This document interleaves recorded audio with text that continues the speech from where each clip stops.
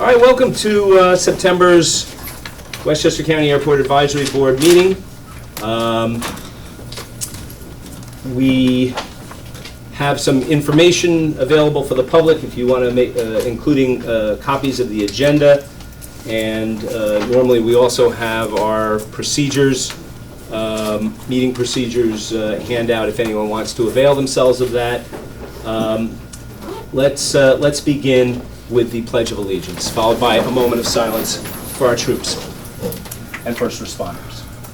I pledge allegiance to the flag of the United States of America and to the republic for which it stands, one nation under God, indivisible, with liberty and justice for all.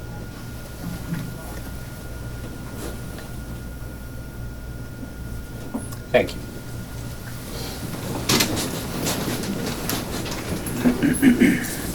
Okay, we'll begin with the roll call, starting on my left. Yes, good evening. Hugh Grecian, Commissioner of Public Works and Transportation for Westchester County. Norma Drummond, Commissioner of Planning. Robert Fleischer, Vice Chair, Town of Newcastle. Peter Schlachtis, Chair, Town of Rye. Nancy Barr, County Board of Legislators. David Gelfar, Town Village of Harrison. Chris Whalen, the Noise Abatement Officer. Okay. Can we also, Peter, you want to introduce yourself if there are any other officials? Peter Scherer, Airport Manager. Okay. Thank you. First order of business will be the adoption of the minutes.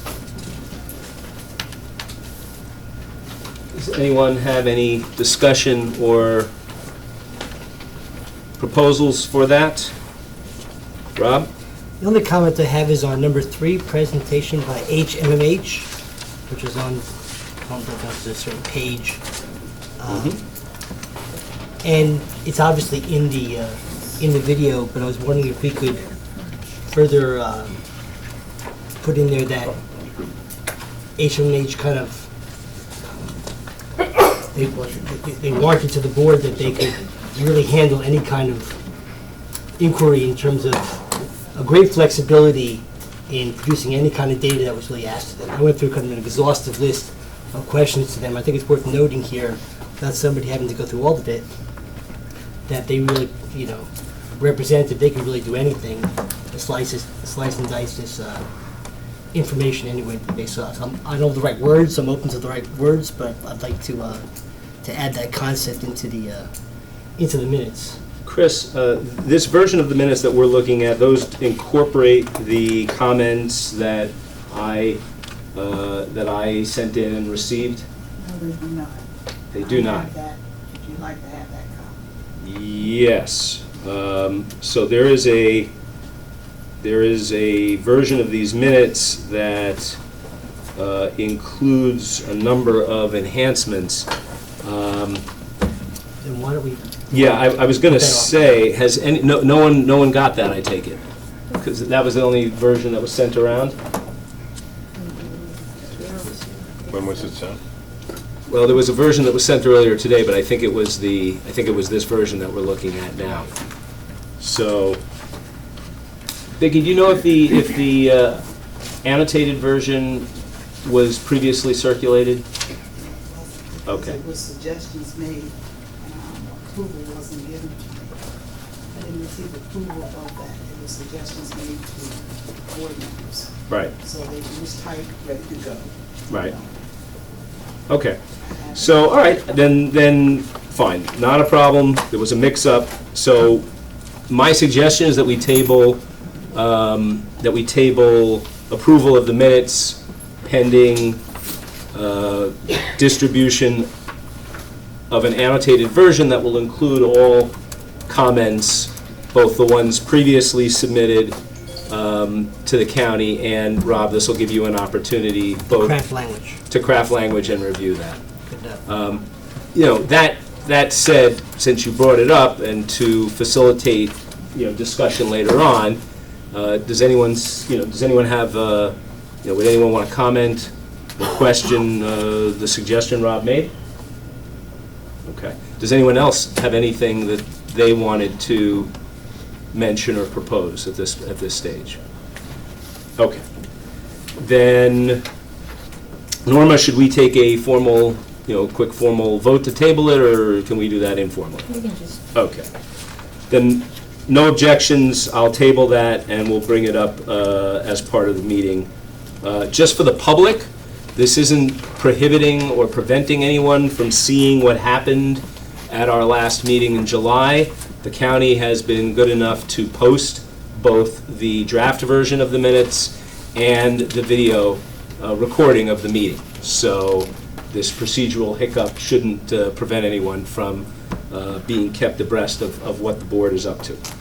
Okay, so with that, we'll move on to my update and comments. I just have a few remarks to make. First off, I want to thank the county for what this summer was a real privilege to be able to sit on one of the committees that interviewed and ultimately recommended the consultant that was ultimately chosen to lead the public engagement process for the airport master plan supplement. That is a critical aspect of the whole master plan process. It is certainly one of the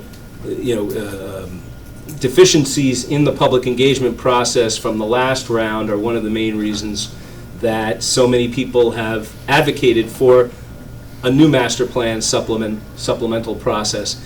And I was really heartened that the administration saw fit to include a member from the Airport Advisory Board in that process. Rob Fleischer, our vice chair, was included in the other committee to select the substantive consultant that would lead the master plan design work. And I think that's a wonderful precedent and a new one towards transparency and inclusion of public stakeholders in airport policy making and planning. So, not to mention the fact that the committee itself and the people on it worked very diligently in good faith, and we're clearly interested in selecting the best possible candidate, which I think bodes very well for the upcoming public engagement process. So I want to recognize that. If I could just add to that, the group that I was in was led by Norma, who did a really fantastic job in leading the group and making sure we were all informed and all part of the process and prepared, and she did a fantastic job in that role. I also want to mention that I had the pleasure to be here on the airport grounds this past weekend at an interesting event. I forget exactly what it was called, but it was essentially cars and coffee, but with copters added on. Oh, and airplanes too. And for those who are interested in looking at really neat automobiles, the inside of some of these private planes, the outside design of both aircraft and vehicles. The event was sponsored by the Westchester Aviation Association and hosted by, I believe, Ross West. And if I've left out other important contributors to the event, I apologize. But it seemed like a nice way to bring the community together and utilize the airport in a community-minded way. And I got to see some of my friends and colleagues from the aviation community in a more relaxed, informal setting for some good discussions. So there are all kinds of things happening here. So with that, I'm going to yield my time and move on to public comments. So this is the part where we ask the public to make comments in particular on issues that are not otherwise addressed by the agenda, because there will be opportunities to speak to those other agenda items later on. So does anyone wish to speak at this time? Okay, thank you. All right, so we're going to move on to our reports, beginning with the airport manager's report. Peter? Okay. What's going on right now is the UN General Assembly, which started on September 17th. And we have various corporate aircraft that have come in from different nations. I can think of right now the Palestine group, Also, I think it's Australia's come in, and a few others, so we're happy to have them here. And we hope that their visit here to White Plains is a pleasant one. We also have the World War II bombers coming in. I think it's the weekend of, first weekend in October. They come on an annual visit. And also, we have the honor flight was scheduled to come in October. They've elected to go to Stewart instead of Westchester. And I believe it was because of the fact that more of the World War II veterans are coming from further upstate, so they make it convenient for them. And as of August 19th, we started the runway construction project, so working 5 days a week between 10 o'clock and 6 o'clock in the morning. So that has commenced. That's all I have.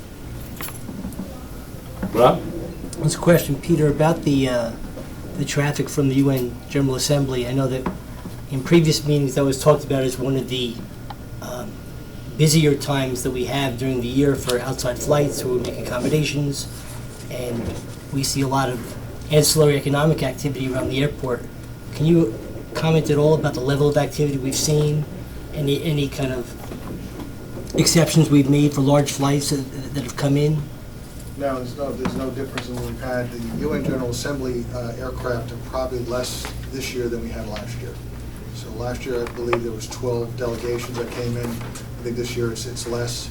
I know that Stewart Airport has gotten more of the traffic because they've been flying larger airplanes, so it's more amenable to go to Stewart. Did we have to make any exceptions for weight for anybody coming in? No.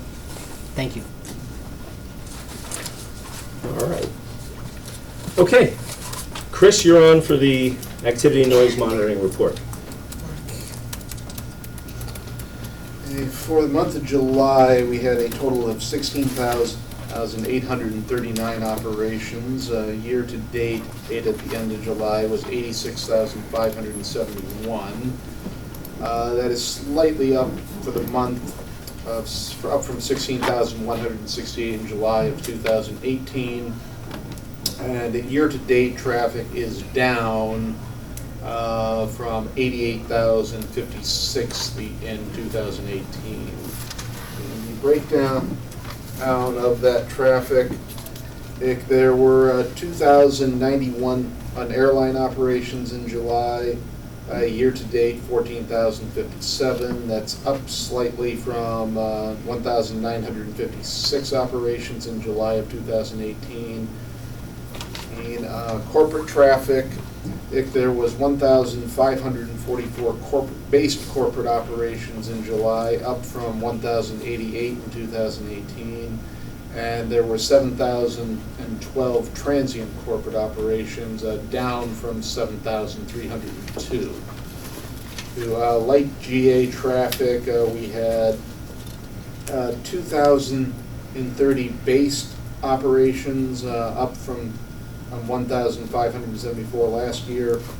There are 2,008 transient operations, down from 2,222 last year, and 1,486 touch and go operations, down from 2,026 last year, for a monthly total of, in July 2019, of 5,524 operations for light GA aircraft, down from 5,822. During the voluntary restraint from flying period for the month of July, we had a total of 321 operations, up from 319 last year. Of those, 33 were operations by aircraft based here at the airport.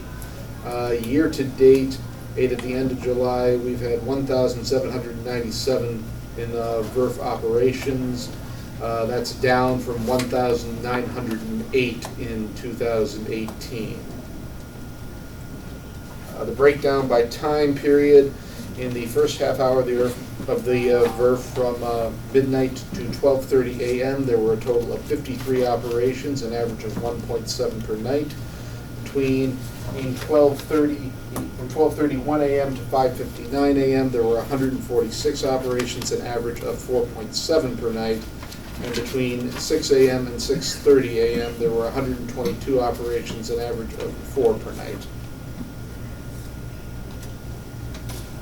For the month of July, the airport received 7,650 37 noise complaints from 83 households in 17 in communities in New York and 3 in Connecticut. We had 29 households with 10 or more complaints, and the lead household sent in 4,033 complaints. During the voluntary restraint from flying period, we received 398 noise complaints, of which 93 were attributed to non-Westchester traffic, and 120 we were unable to identify a source for the noise. And here is the list of the municipalities. And the top 25 jet aircraft based on max landing weight. I'm still not getting that. Can you hold that for 1 second? Mhm. We're not getting that one in our packet? Yeah. Didn't we talk about that? Right, right. Thank you, Chris. Come back. For the month of August, we had a total of 15,834 operations, up slightly from 15,830 operations in last year. Year to date,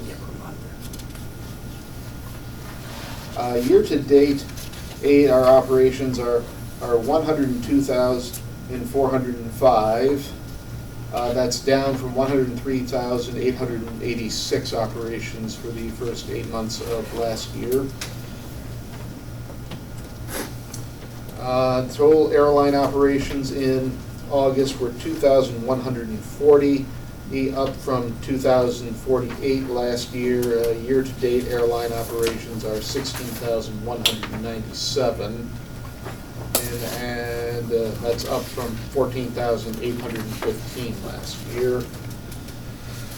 Corporate traffic in August, we had a total of 1,516 base corporate operations in August, up from 864 last year.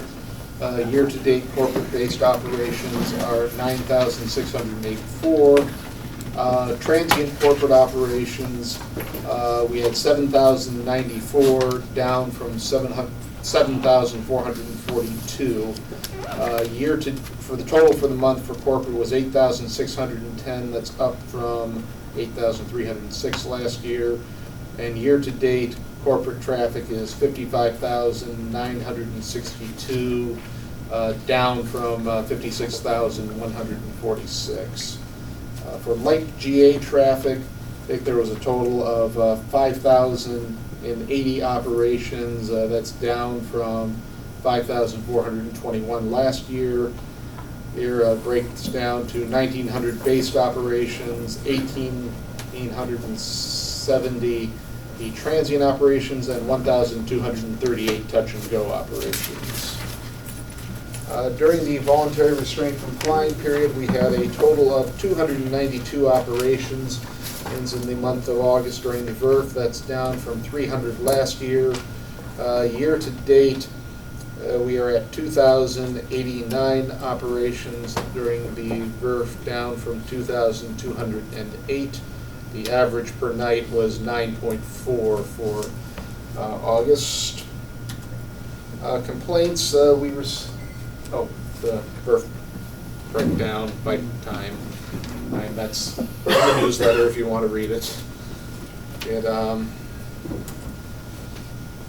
See, the complaints, we received 7,169 complaints in the month of August.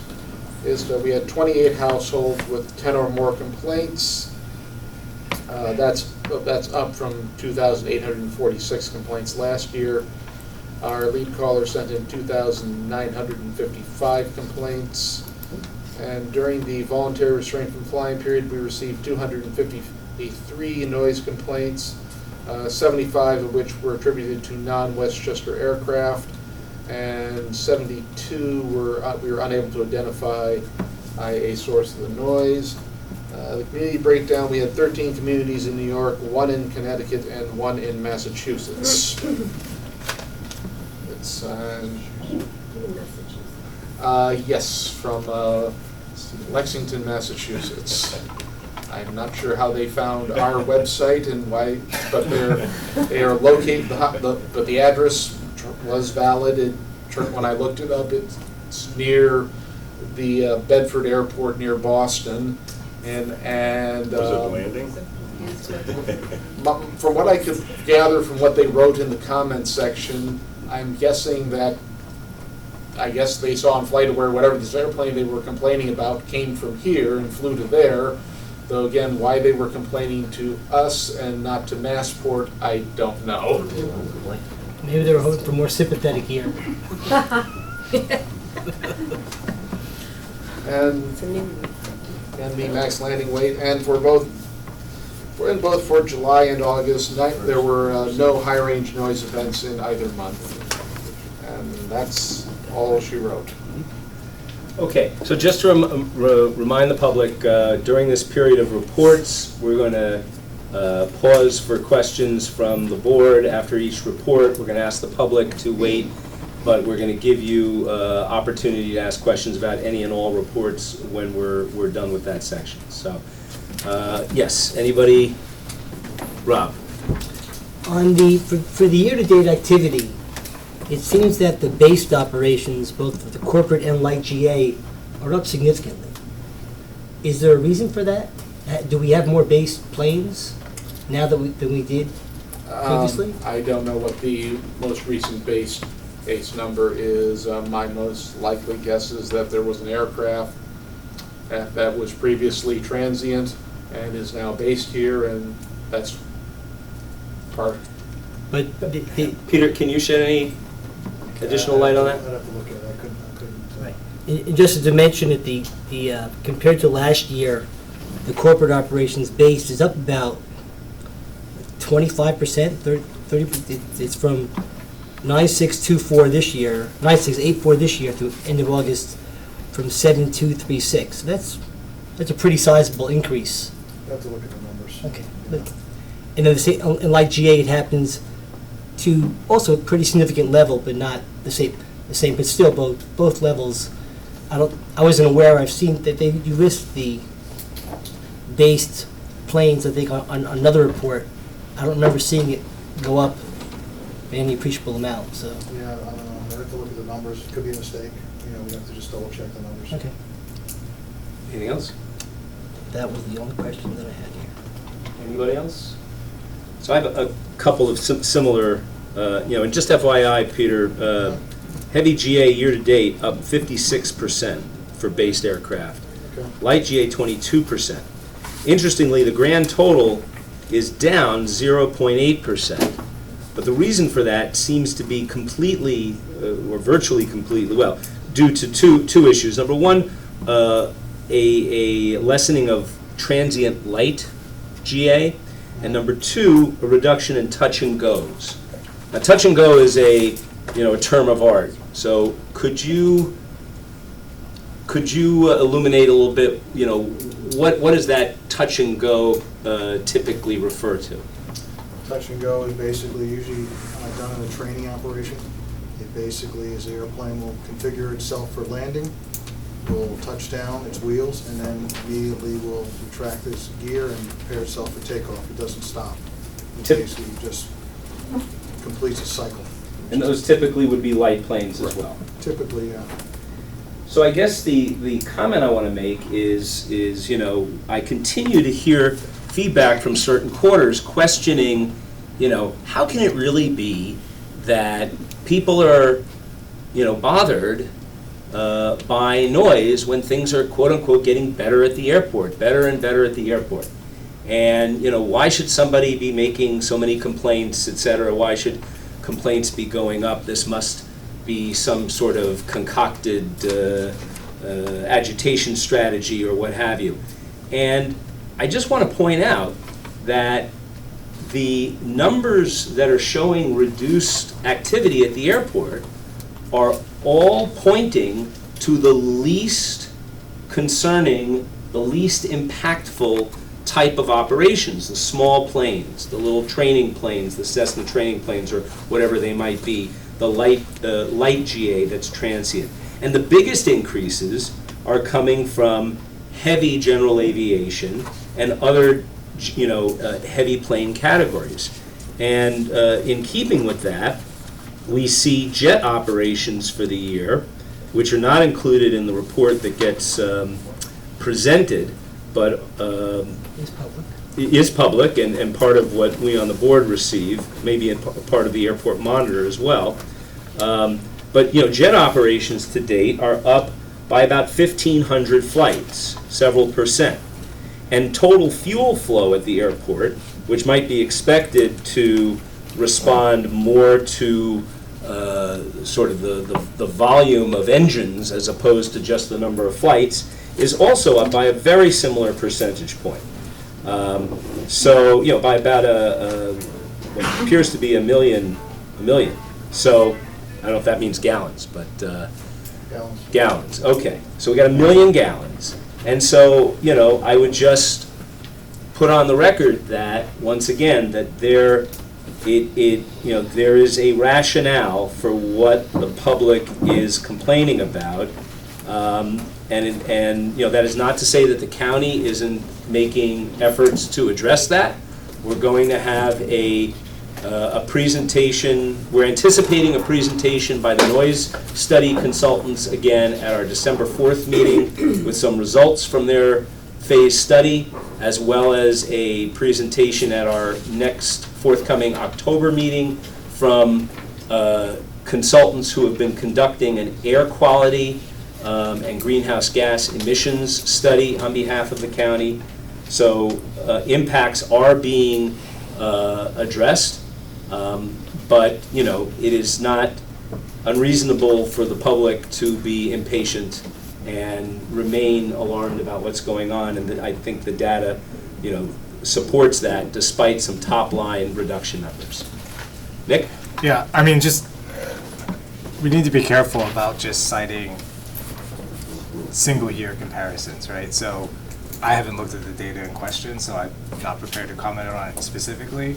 But if you do look at airline operations overall, they are still considerably down than where they have been historically in the last, say, 20 years. So we can get into that more if we need to, but I don't think it's accurate to just say, well, we had some traffic last year, we had some traffic this year, it's gone up.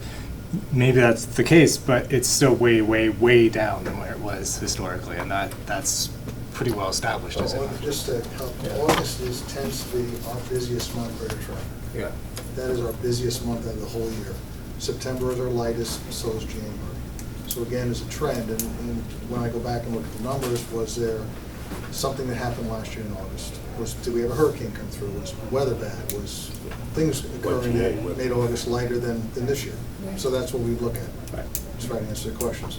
So I appreciate those comments. I would simply state that all of the numbers that I was referring to were year-to-date numbers, specifically avoided dealing with single-month numbers to address those types of concerns. So these are year-to-date trends.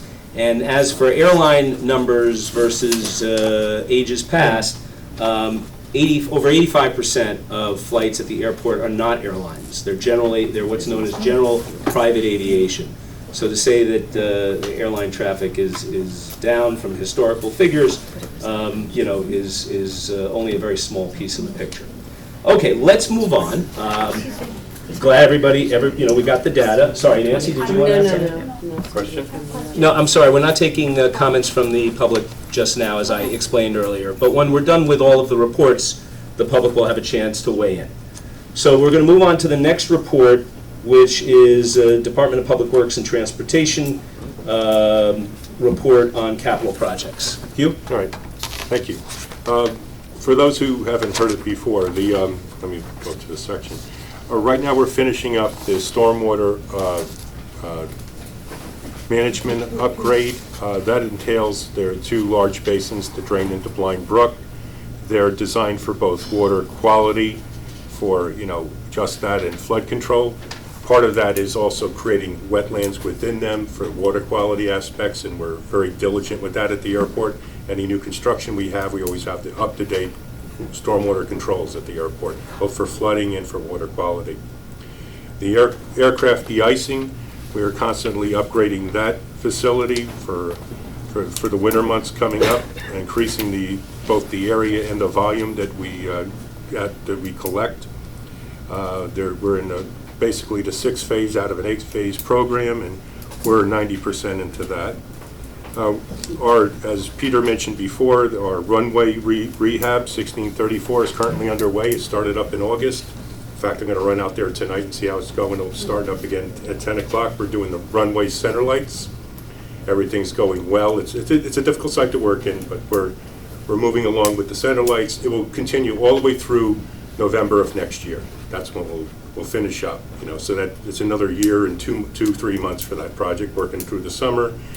As we go into aspects of the project that will create noise within neighbors, we will give them plenty of time, a heads up of when that might be. It is construction at night, and certain aspects of that construction will be noisy. So we're working with those notifications as we need them moving along. And taxiway L, that's in design. It's a rehab between 1129 and taxiway C. It's just basically smoothing out some of the taxiway configurations we have out here. And the obstruction analysis is just it has to do with identifying the obstructions, which are trees. It's a survey technique where it's a kind of a parabolic shape that we analyze. If trees penetrate that, we sometimes then have to move back the runway, lengths, because we have to have a certain amount of clearance for the glide paths coming in and out. So we're in the process. We've done the survey, we completed the survey, and now we're in the analysis part of that project, and that should be finished up in the next month or so. And that completes it. Great. Any members of the board with questions for Hugh? Nick?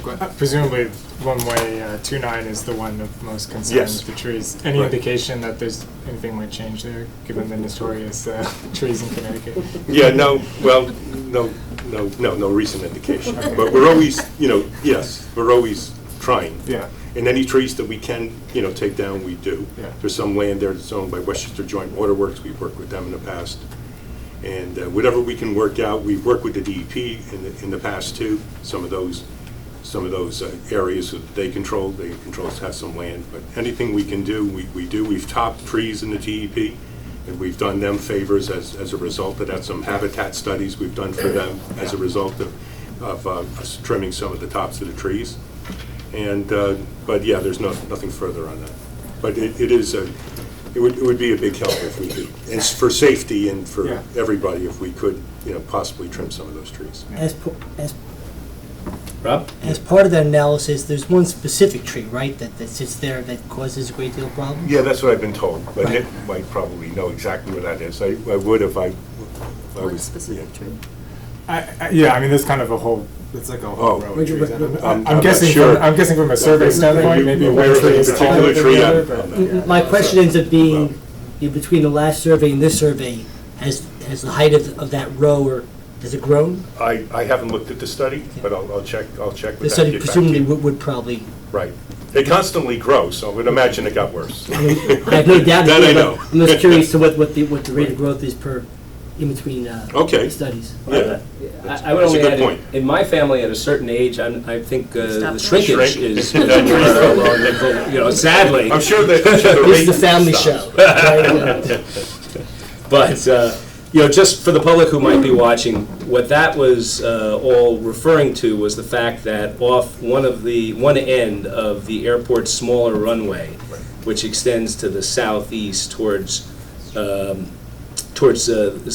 border with Connecticut, there are trees that through court cases, the owners of those trees prevailed and were not required to have to take them down or top them off. As a result, they extend higher than they should for safe, full use of the runway, and that results in the airport having to modify how aircraft can use that secondary runway. Is that a fair It shortens statement? or increases the length of the runway, so that It would decreases modify. the usable Yeah. length Yeah. of the runway, right? So the Not question physically, but the Right. points where you can take off. I would only, and I'm sure you were parsing your words this closely, but I would only argue that it is not helpful to everybody if those trees come down. There is a swath of people in Connecticut who I think would not feel themselves to be helped if aircraft traffic increased because the trees were taken down. One quick question, though. You also mentioned that whenever possible, you take down trees. But when you said take down trees, that doesn't necessarily mean remove them, right? It depends on the tree. Some trees you can top, and some trees you can't. And, So is it fair to say whenever possible, you avoid cutting down trees entirely? In fact, on the DEP property, if that type of tree could be topped, it was topped. If not, we took it down. Because you don't want it dying 3 or 4 years later. Right. Yeah. Okay, thanks. Nancy? To that point, I met with the Quakers earlier this year, and you know, Yes. they have a Quaker meeting house. Yes. And they talked about the fact that when the trees, you know, how there used to be a buffer of trees between Yep. their property and the airport. Right. And when those trees were removed a number of years ago, it wasn't, you know, during this administration, but a number of years ago, they weren't given any warning, and they were taken down completely as opposed to, let's just say, trimmed down. And, you know, they found that pretty Right. disturbing. Right. So, Those practices aren't done anymore. okay. No, it was, Just- no, there's no secret operation going on that I'm aware of. So, no, but that's, you know, again, you're right, that wasn't right. I was aware of it, that happened in a number of spots, I guess the Fox property too, over the, Well, Yeah. the trees you're talking about, the Quakers, because we deal with the Quakers, we're good neighbors with them. And they Those said that? trees- Those trees were taken down in the 1990s. So whether they were done correctly or not correctly, it bothered them. So we've tried to establish a better relationship with them and help them out wherever we can. We've even cut trees on their property during some of the storms to help them out. So we try to keep a good relationship. I can't grow the trees back, but they're, I guess it still irritates them. Yes, so, but they said that, you know, they have a good relationship, but it just, They don't I want it know to we happen have a again. good neighbor Right. policy and everything now, but, yeah, I mean, because even if it's something that has to be done to not, you know, people should know that Right. that's something that's going to be happening.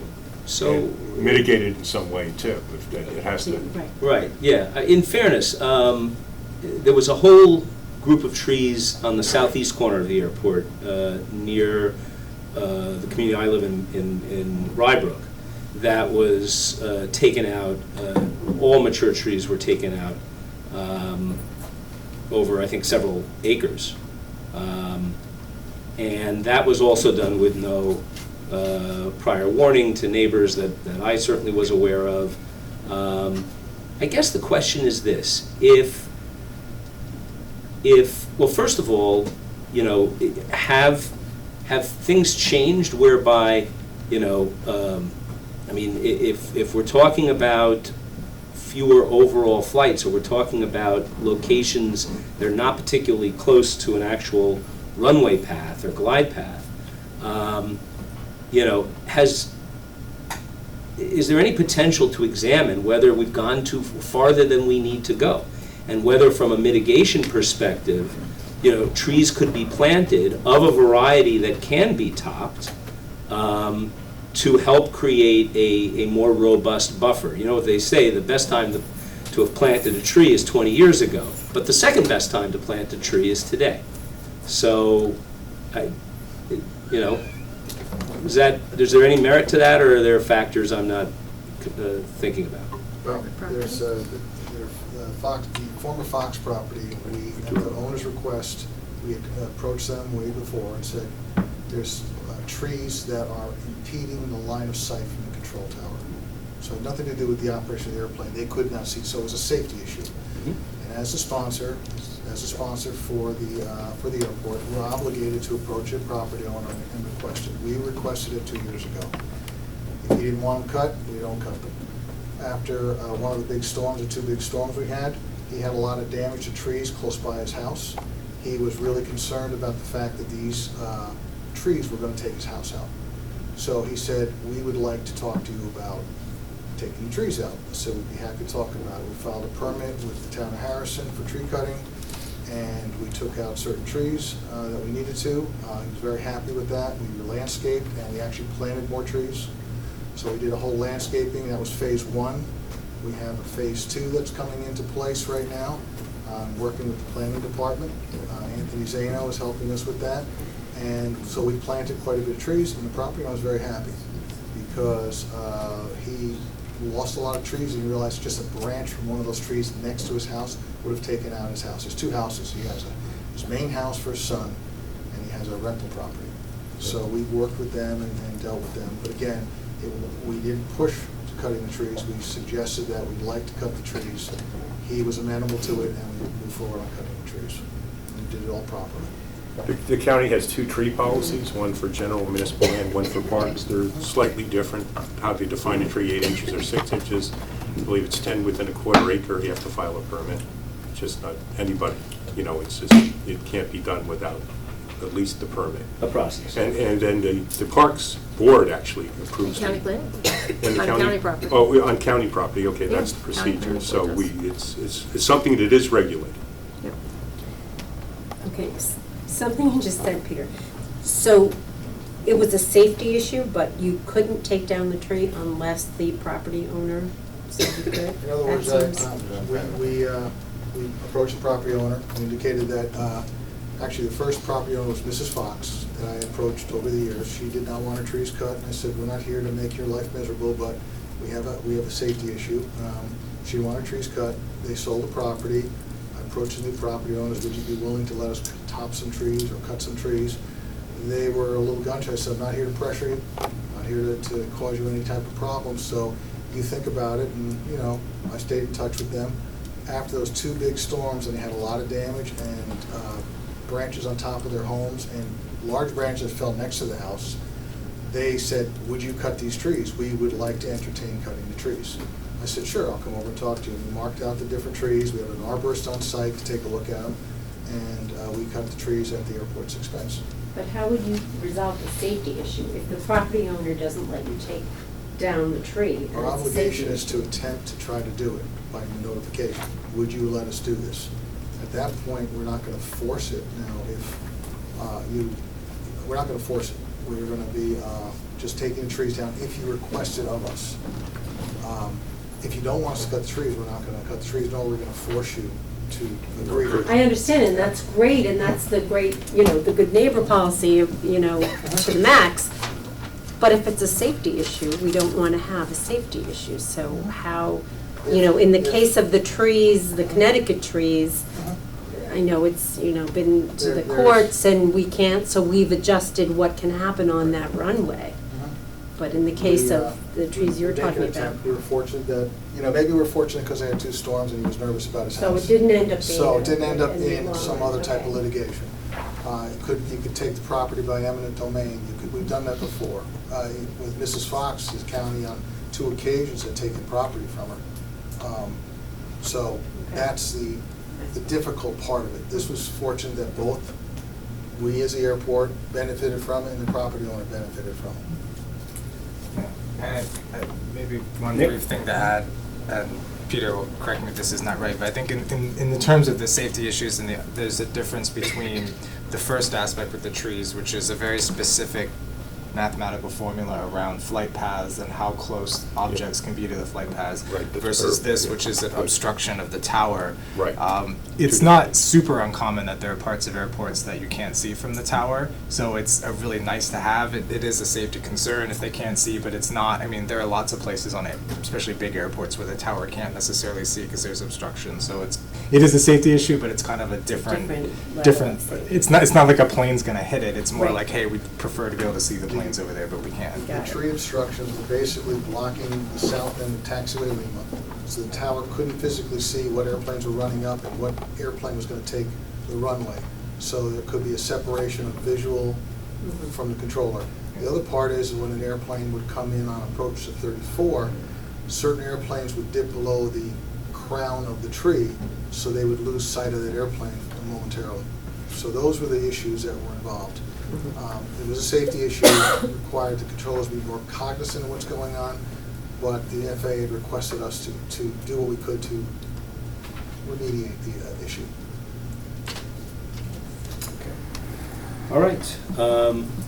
Norma, I think we're coming to item D for the reports, which is an update on the master plan. Okay, just to give some context to it, so about a year ago, we did a draft for RFP. We circulated that draft based on the comments that we received from numerous parties. We actually split the RFP into two, and that's how we ended up with a separate consultant for the community engagement or community participation piece, and a consultant or a different RFP for an actual consultant team to do the supplement to the master plan. So July 1st, we received 3 proposals for each RFP. Our teams, we had about 6 people on each team with different specialties that evaluated each of the RFPs and scored them. The teams then met and discussed their rankings and the results of their individual reviews. And I was on the team, obviously, for the master plan supplement itself. David Kabinga from my staff led up the public engagement one. Because, again, not to have the same people on the same committees. We wanted to get different perspectives of things. So from the master plan perspective, I can tell you certain of the responders were very strong in certain parts of the elements of the master plan, and their team members, and others were less, or maybe had strengths in other components. In some cases, actually, some of their sub-consultants, in fact, were the same sub-consultants. Yeah, they responded to multiple, even they were on the community engagement piece, or as well as a supplement. So for each team then, though, selected 2 of the 3 responders for personal presentations. The teams came in and presented. There we got a great opportunity to see their enthusiasm and their commitment and really what they really thought of things as opposed to what they put on paper. By the way, in between from the time that we got their response to the time that they came in, again, for the supplement team, we actually prepared based on the answers that we got through the proposal process. We gave each of the teams a list of about 25 questions, I think it was, because sometimes their question kind of stopped and it didn't quite give us enough, so we asked them to nuance their answers a little bit more, and did not put those questions in any particular order, but like one of them was, why do you think Westchester County is doing this? Why do you think we're undertaking this? And so the responses to those questions were actually very telling to us in terms of how much research they had done on the county and its issues, how familiar they were with not just our airport, but others. So it was, very well done presentations. We appreciated both groups coming in. Again, it was clear that while one team, the team that we selected, was very strong overall, the other team, certain components of them were very strong. In fact, in each case, their environmental consultant overlapped. So the one thing that they presented in one presentation, we really appreciated because we knew we could still get it, knowing we had the other team on board. So ultimately, we selected Merchant Aviation for the supplemental plan. They're out of Summit, New Jersey. They have a very strong team of sub-consultants. And then Arch Street Communications, which is a White Plains-based company, was the public or the community engagement proposer that was the successful one. So the process that they responded to, their questions really were, their original proposals were all pretty like-minded, but when you really met with the teams, that's where the differences really came out and were quite evident. So at this point, their contracts will both begin on Tuesday, October 1st, so it's next week. We actually have a kickoff meeting set up. All the consultants will be in the room, as well as all of our team members will be there as well for them to meet. Both consultants will, their subs will be there, so they'll be able to, Arch Street will meet Merchant and all their team members. And the county executive will be coming because he felt it was very important for him to give his vision of what he wants to come out of this and the importance of the public and community engagement component of this as well. So the team will be starting on next Tuesday.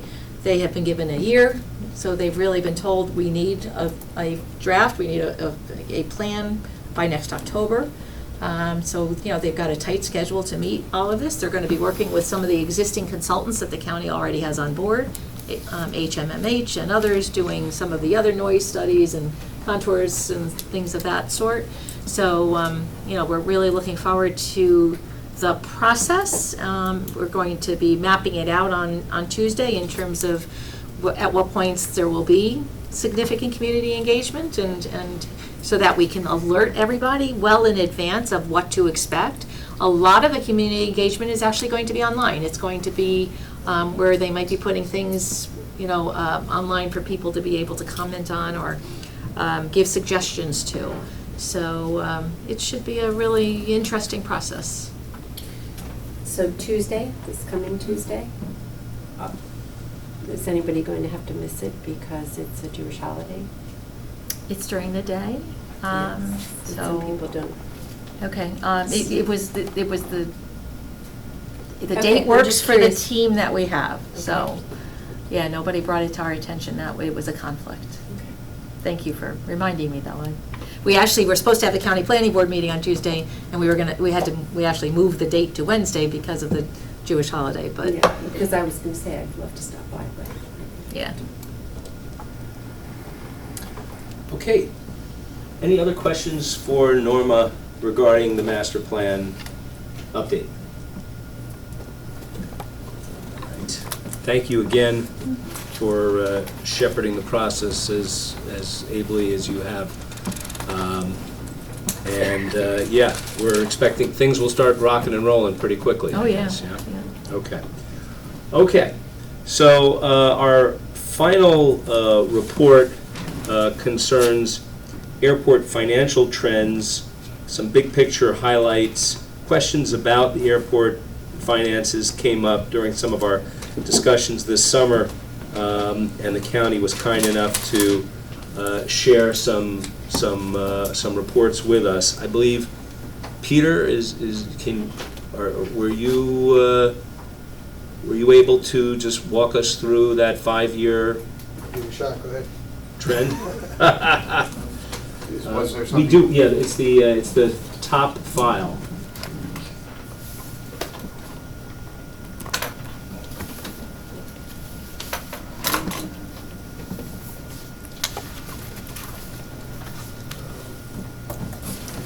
It's a PDF, so.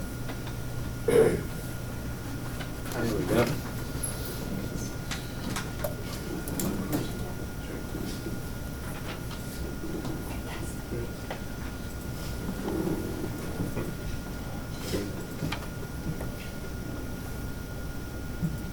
Voila.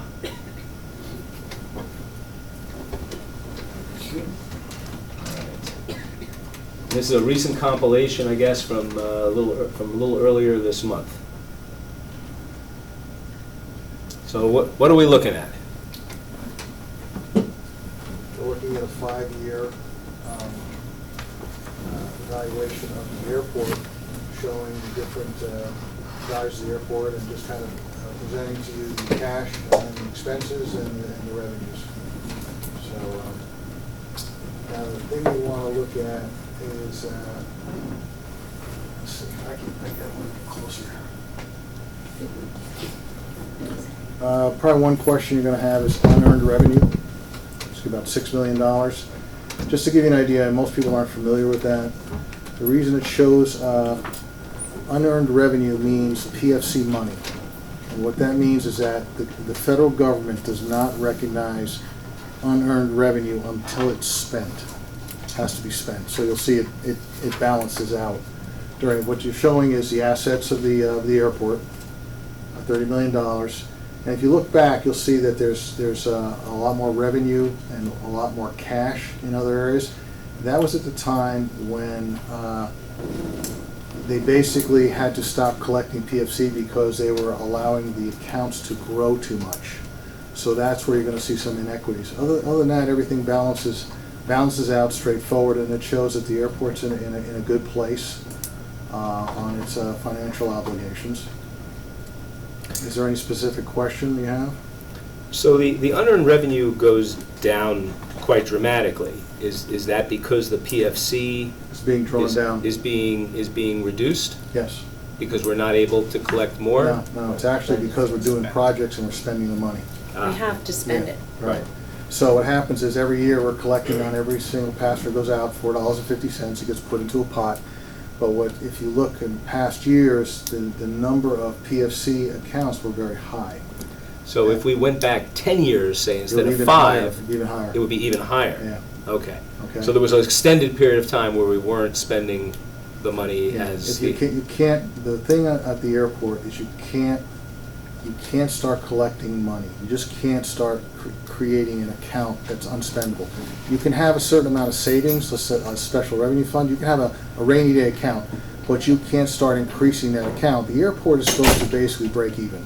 Revenues and expenses are supposed to be actually saying we're not really in the business to make a profit, but you're allowed to put a certain amount in. And we usually do, we usually return some money. Now, one of the other things you'll see in 2018, you'll see a negative number of about 2.7 million. It's not on this page, but 2.7 is negative, and that's the reason. Go to the next page, Chris.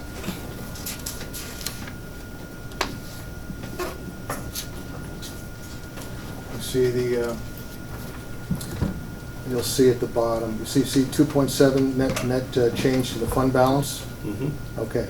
That's a negative number because the county had requested us to do some capital programs such as the gas line, the noise studies, certain things that we estimated was going to be about $4 million.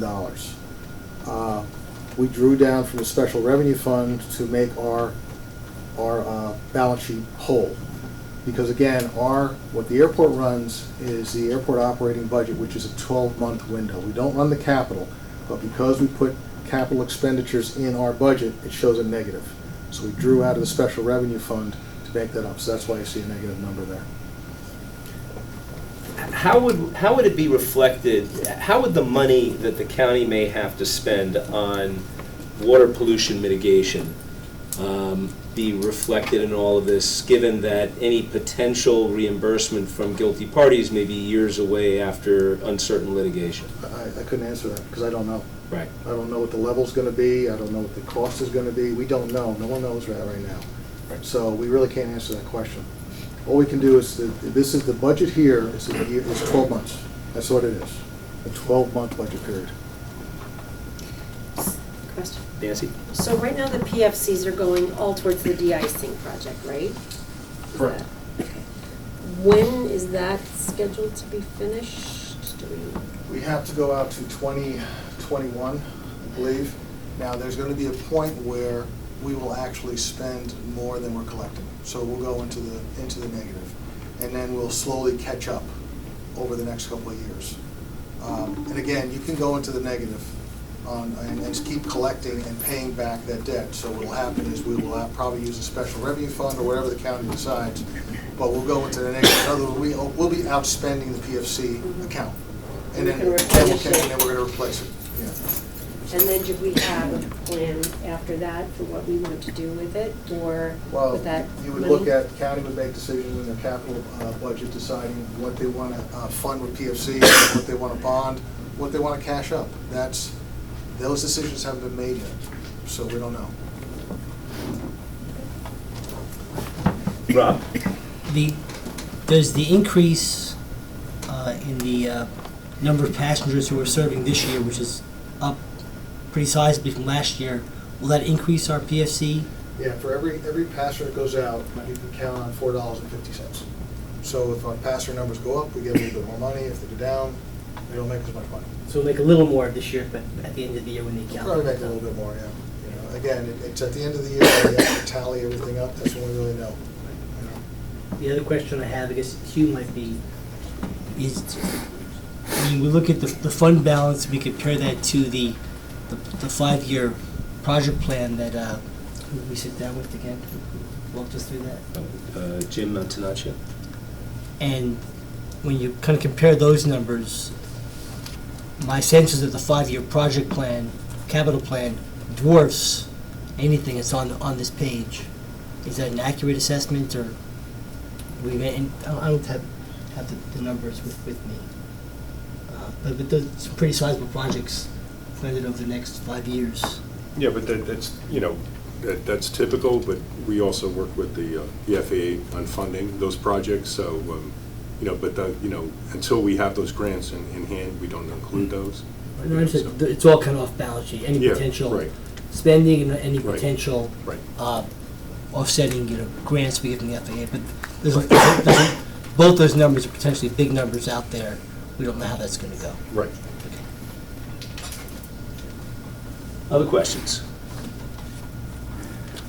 I want to note that the county was good enough to share not only this report, but a number of other reports that the board members only just received.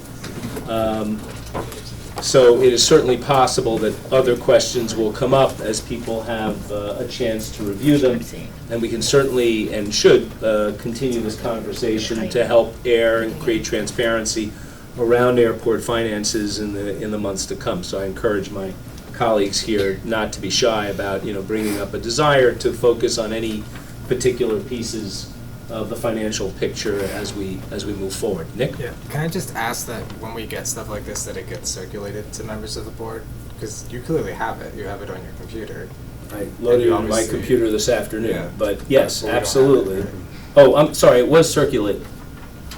It was sent to the county to be circulated to you. I apologize if it didn't happen. Okay, I don't think we. No, I've never seen it. Oh, okay. So sorry, there's no reason for that, but we'll make sure that Because that it would help. Because happens.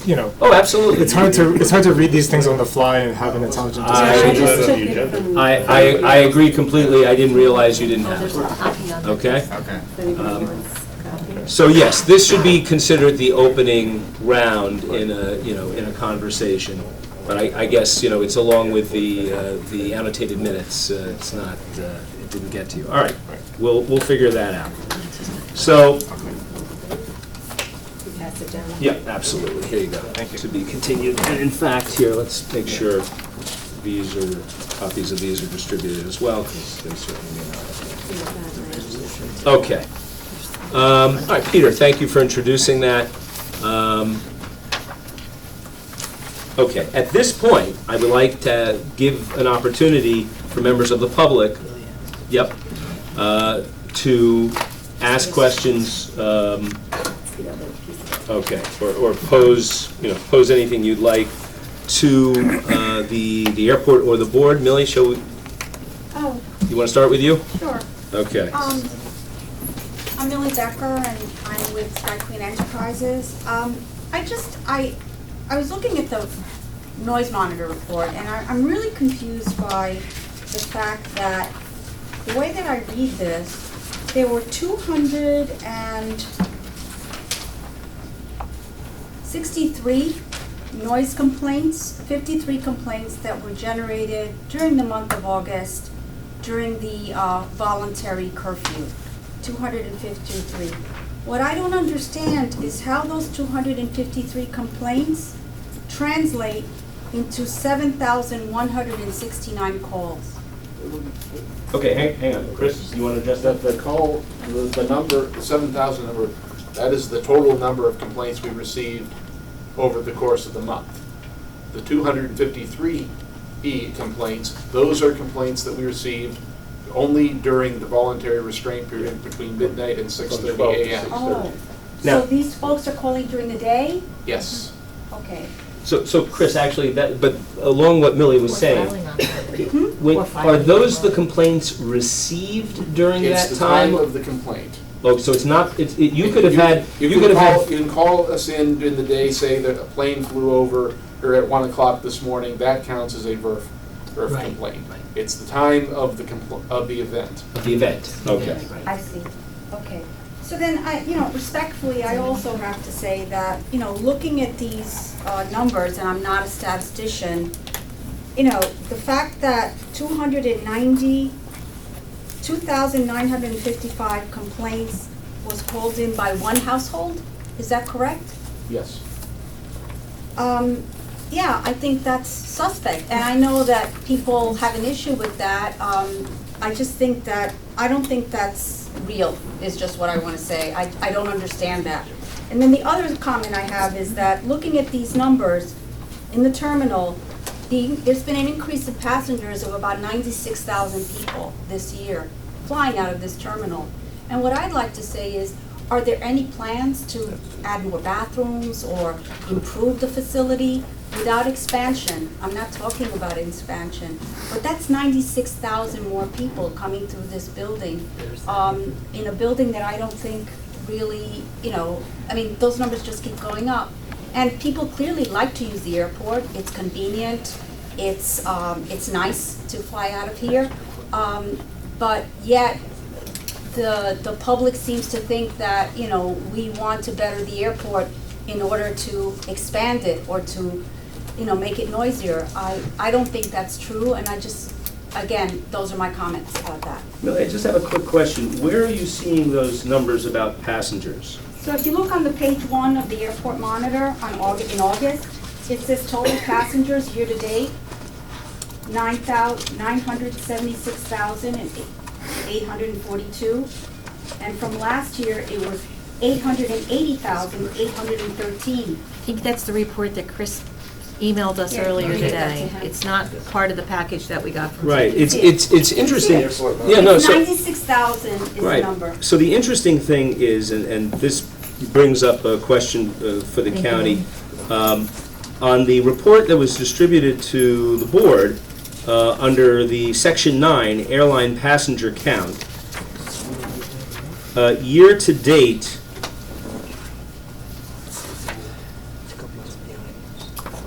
okay, so maybe it's a couple months behind?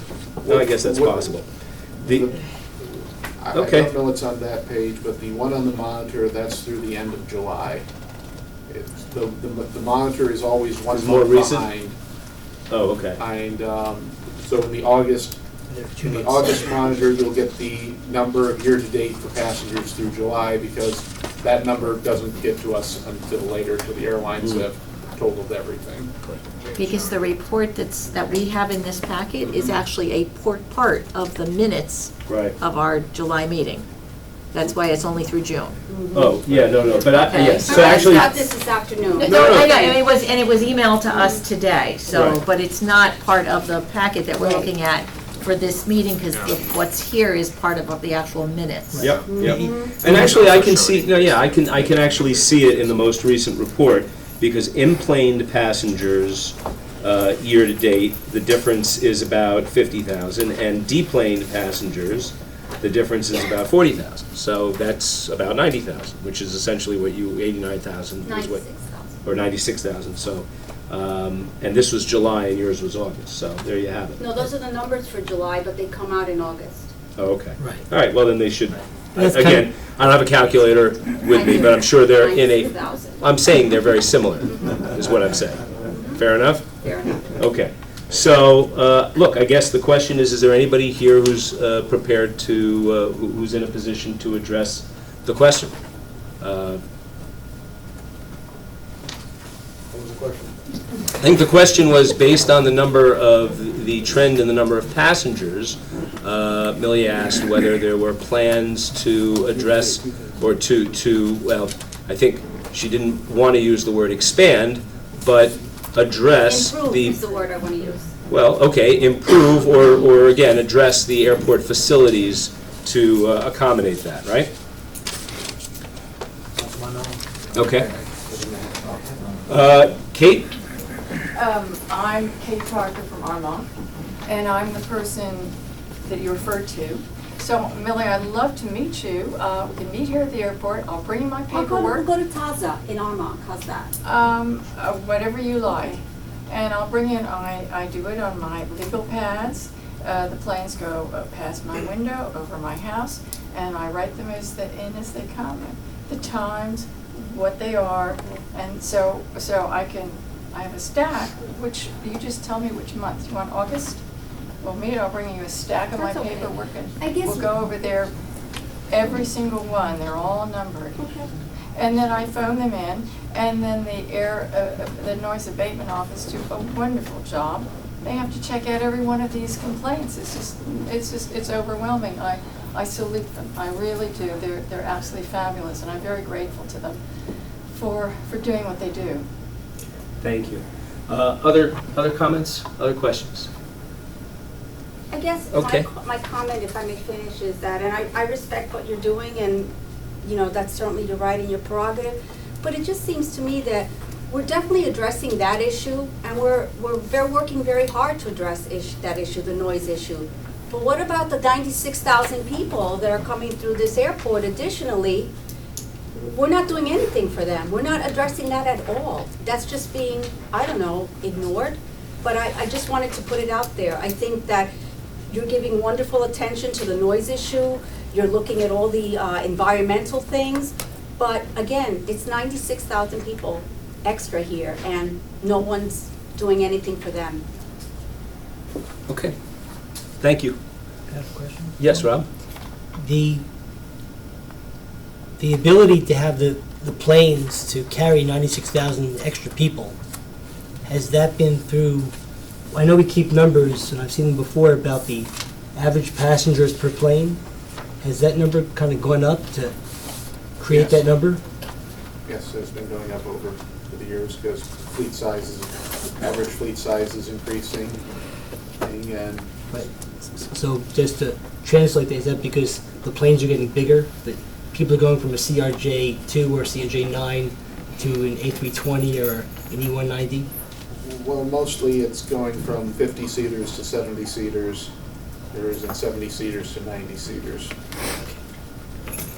So let me just, Millie, just to share some perspective. Nick, just a little while ago, pointed out that while the number of airline activity may have grown over the last year, that, you know, in comparison in earlier years, it's well below what those earlier years were. So number one, that's probably a factor that may be a factor that plays into the county's decision about when and how to address stress on the facilities. Again, it may be that that the recent numbers don't tell the whole story, and that in fact, you know, we're still below what the terminal was designed to accommodate.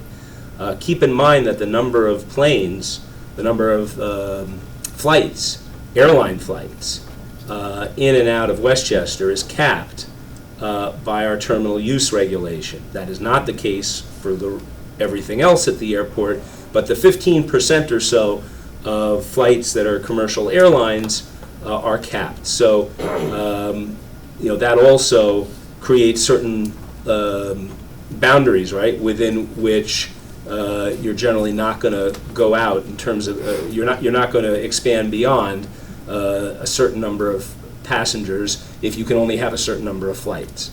And in fact, the number of passengers per half hour is capped by the terminal use regulation. So it may well be that the airport is coming up against that limit more often, but it's the same limit that's been in place for, you know, many, many years at this point. Another issue is that it is county policy, the county legislature, to not expand facilities at the airport. So, you know, that's another point that, you know, is part of the public record that may be helpful to illuminate. Hang on one second. So I want to give Nick an opportunity to chime in as well. Just to clarify, because we were previously talking about traffic numbers in number of airplanes, and I said that is lower, and that's correct. We're now talking about the terminal and passenger numbers, which is different than the number of airplanes, and that is actually way up. These are the numbers I have from the airport from a while back, but in the 90s 1990 we were 709,000, 2008 we're 1.5 million, I think is the latest number, and we're higher than that now. So I think Millie's point, if I'm hearing it correctly, was not about number of planes, it was about number of passengers, and that has increased quite substantially. And I also, what I heard her say was improving facilities, not expanding facilities. So no one's proposing to build a new airline terminal, but I think it's a reasonable request to say this is a very popular airport amongst residents. It's getting more popular. It's not unreasonable to say, could we invest in the facilities here? We don't have to make it bigger, but we can make it better. Better. And to your point, Nick, there's so much technology out there now that we can utilize at this airport that would make the check-in process so much smoother and so much friendlier for people as a customer experience. Again, everybody is stuck on expansion. I'm not saying expansion. I'm saying, can we have more bathrooms? Can we have a post-9/11 terminal? A terminal that's post-9/11. That terminal was, I was here when that terminal was dedicated. It was pre-9/11. it's terribly outdated. And I'm flying out of here on Monday morning at 6:30. And, I make sure I pack something to eat.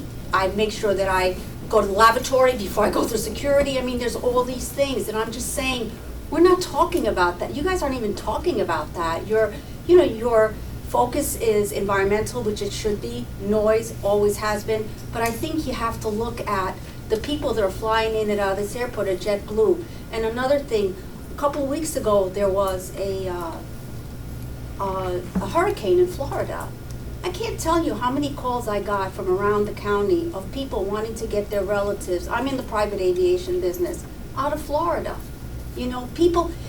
Aviation helps people. It's not just about corporations making money, it's about jobs, and it's about sometimes organs and ambulatory flights and taking people to see their relatives. And we need a better terminal, is what I'm saying. Not a bigger one, a better one.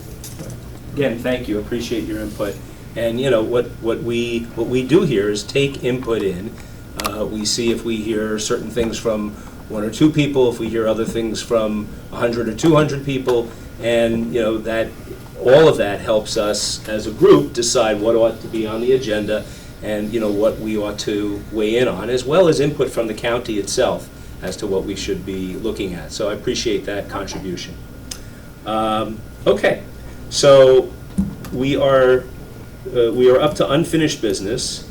We're going to go back to a question which I think you've been spared from for a couple of months. Anybody else have any questions? I had asked before, but I don't think so. Okay.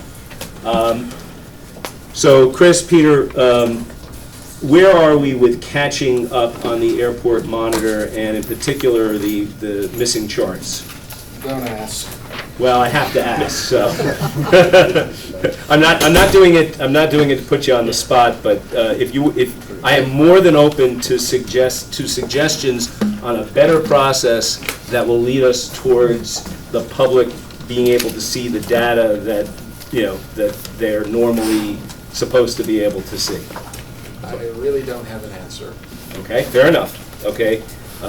It's just the one table, right? It's the one table, Yes. but there's a lot of work that goes into that Yes, table. there's a massive amount of work, and the more complaints there are, the more work that goes. It increases exponentially.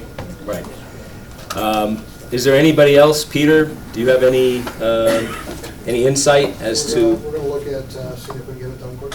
Okay. Well, I appreciate it. And just to be clear for everybody, Chris, what are we talking about? What is this chart? What does it show, and why does it involve as much work as it does? Well, the chart in question, which is on page 6 of the airport monitor, basically we break down the complaints and we show what the complaints ended up being linked to, whether it was general aviation, airline traffic, light GA, non-Westchester traffic, or unidentified. The reason that takes so much time is we basically have to go through each complaint and make sure the answer is correct.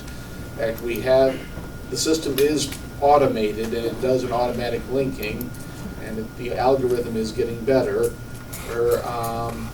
But for when we first turned on the automatic complaint to track matching, I would say about 30% of the time the algorithm got the answer wrong.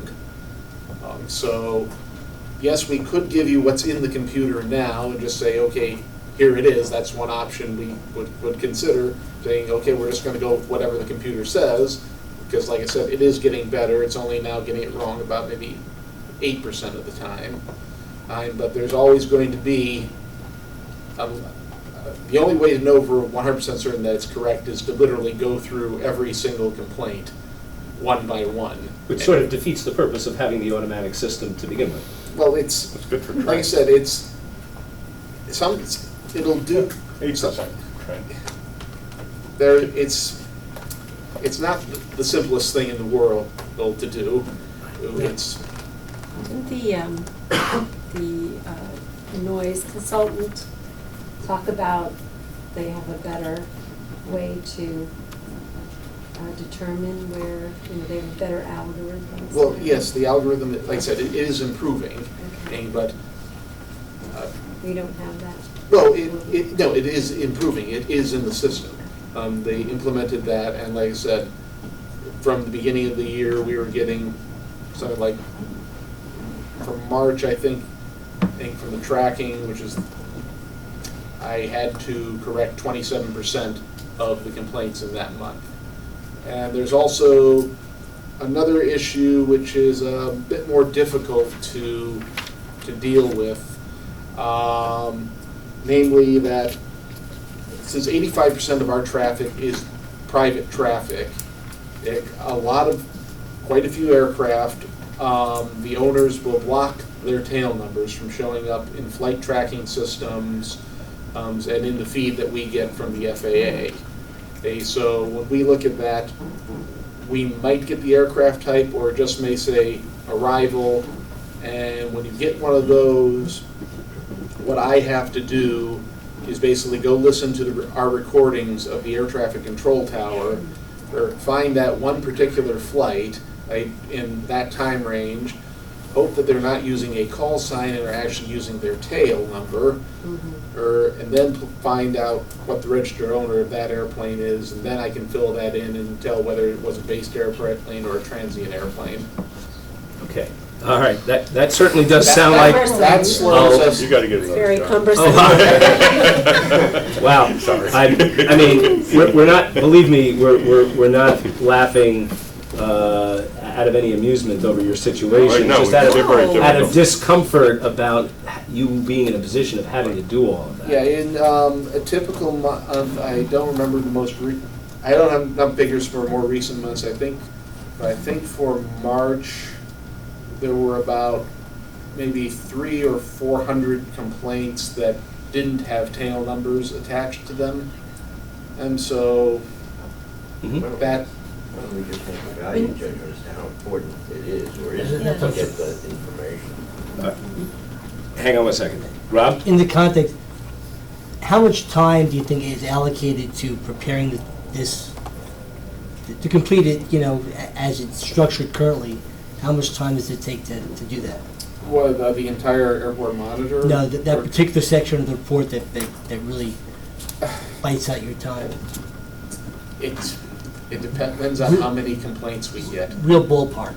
In a good day, if I don't have anything else that interrupts me, and I don't have other projects that I have to work on, if I were to just focus solely on going through complaints, I probably could get, and also depending on how many blank tails I have to deal with and other things. If I'm lucky and there's also not a lot of incorrect linking that I have to relink, I could probably get through maybe 200 complaints a day. Okay, so when I look at 7,000 complaints, that looks about taking up a huge portion of your time. And like I said, that's not the only thing I do all No, day. I'm not making that. If you took out the blank tail numbers from the process, how much would that shrink the time? Well, it would shrink it. We could just, one thing we could consider doing, and this would be something to discuss with the county, and we could possibly just, if we can't easily identify an aircraft as tail number, or we could just put it down as a general aviation transient in whatever aircraft type, jet, single, or multi-engine prop or turbo. So that's an alternative that we could look at. And by doing that, would that greatly enhance your ability or save you? It would save a fair amount of time. We are looking at some new things, discussing with our vendor, or the possibility of, currently we record our air traffic control frequencies on a bunch of radios that are sitting over in my office, and we use a playback system that the county uses for all of its emergency frequencies, phones and everything, to listen back on them. There is possibility of integrating air traffic control into the ANOM system, where it would be linked to that operation, or fairly close to that, so you would just be able to focus in on who's talking thing. So that's something that we're looking at, and that would speed up the process, because it's the looking for it that slows everything down. I know. I can imagine sorting through the tapes is not a productive. I'm just putting it out there that, I think it's valuable to know what types of planes are creating the complaints. I'm not sure, I'm at the point where it's valuable enough to be monopolizing a huge chunk of his time and taking out other productive activities that he might be doing. Well, I think there are a number of different strategies that could be used to address the problem. The airport, in addition, the airport has the ability to raise revenues necessary to fulfill its obligations, and if there are, technological solutions and or other solutions that would help to combine to do this, they just cost some more money. We've already seen how the airport has ways to address that. But, hopefully the answer is, with the help from our consultants, et cetera, there are ways to do more with less, as is so often the case with new technology. Nick? Yeah, so just to make sure I understood, right now you said it's around 8% automated, but we don't know which 8%, it might be wrong. Yeah, that's but- the kicker is that you can have a list of 100 complaints and 99 of them in a row will be right, then you'll have one that for whatever reason the system linked to something completely off the wall. I think I heard you mention, I would personally suggest that, with an understanding that there's some fuzziness in the data, I don't know that we're necessarily need to be at that level of accuracy. If there's a question, the data is recorded, it could always be investigated if there's a reason to, but it seems to me quite diminishing returns to if it would help you to not do that, I would propose to Especially, like you said, the algorithms are getting better, you'll get into 5%, then the data's plus or minus 5%, and as long as it stays constant, then you see a trend, and that's kind of what we're all looking at, is trends, right? Not exact numbers, so. Right. Well, David? Yeah, I have a question. I think you indicated earlier that for certain planes, you don't have identification numbers. Correct. Is that the N number that's on the tail? Correct. Is it allowed if someone is, other than flying for the CIA or black operations, are you allowed to, obscure and cover Yes. your N number? Yes. Well, you don't obscure it on the plane, but basically the FAA provides feeds to various radar our providers who provide things like flight trackers or flightaware.com. These are websites, but if you do not want your people in the public to track your aircraft, all you have to do is basically file paperwork with the FAA saying, do not distribute our tail number, and that's it. Okay, but there is still a tail number when the plane is on the ground. That I don't know if it's feasible, but you do have a tail number, and you do know the type of plane. Well, yes, but it may be. Yeah, but I don't know if there's going to be a complaint about that about that particular airplane until we get the complaint and. Okay. Yes, Nancy? So, this is maybe naive, why don't people want that information out there? Corporate security is usually the general answer given, and a lot of these are corporations, they don't want people to be able to track where they're going or who they're meeting with Or share clients. Or shared clients or. I will simply share that I know I've spoken with technology companies in conjunction with the landing fee research that represented, at least, that they have technology that will allow an airport to keep track of exactly who's coming in by, I believe, capturing tail data. Yeah, there's Vector, but it's very, very expensive. Okay. Well, and I could also say, just speaking from the flying club, not always accurate either, because airports sometimes use these to collect landing fees, and all the time we get bills in the mail for planes, saying that we landed somewhere. Like the tolls on bridges. Yeah, we can definitively say we didn't. So even these very expensive other technologies are not perfect. Our poor treasurer. Hey, give or take 5%. No, we're saying so. Our poor treasurer is always battling airports, having to tell them we never landed there, and Look, interest. So. these are why, you know, some of the folks in this room are the decision makers here. I heard, you know, indications that they intend to look into it, and so we'll give them that chance. So thank you.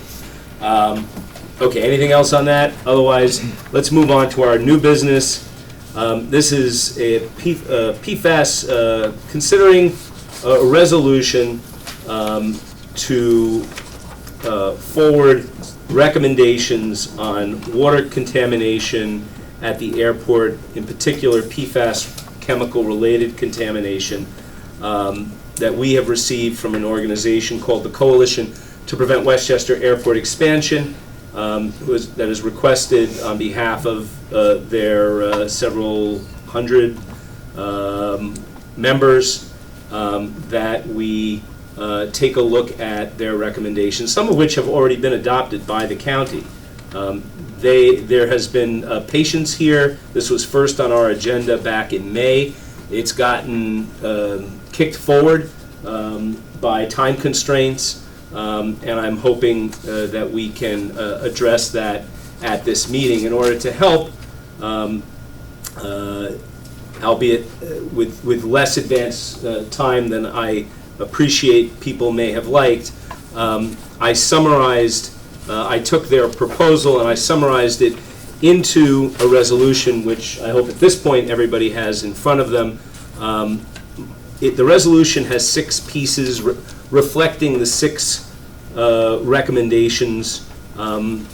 My suggestion is that we look at them one by one, because this is not a package. This doesn't have to be a package deal, and it could be much easier to discuss and examine them one at a time. And I would hope that at least some of them are fairly non-controversial.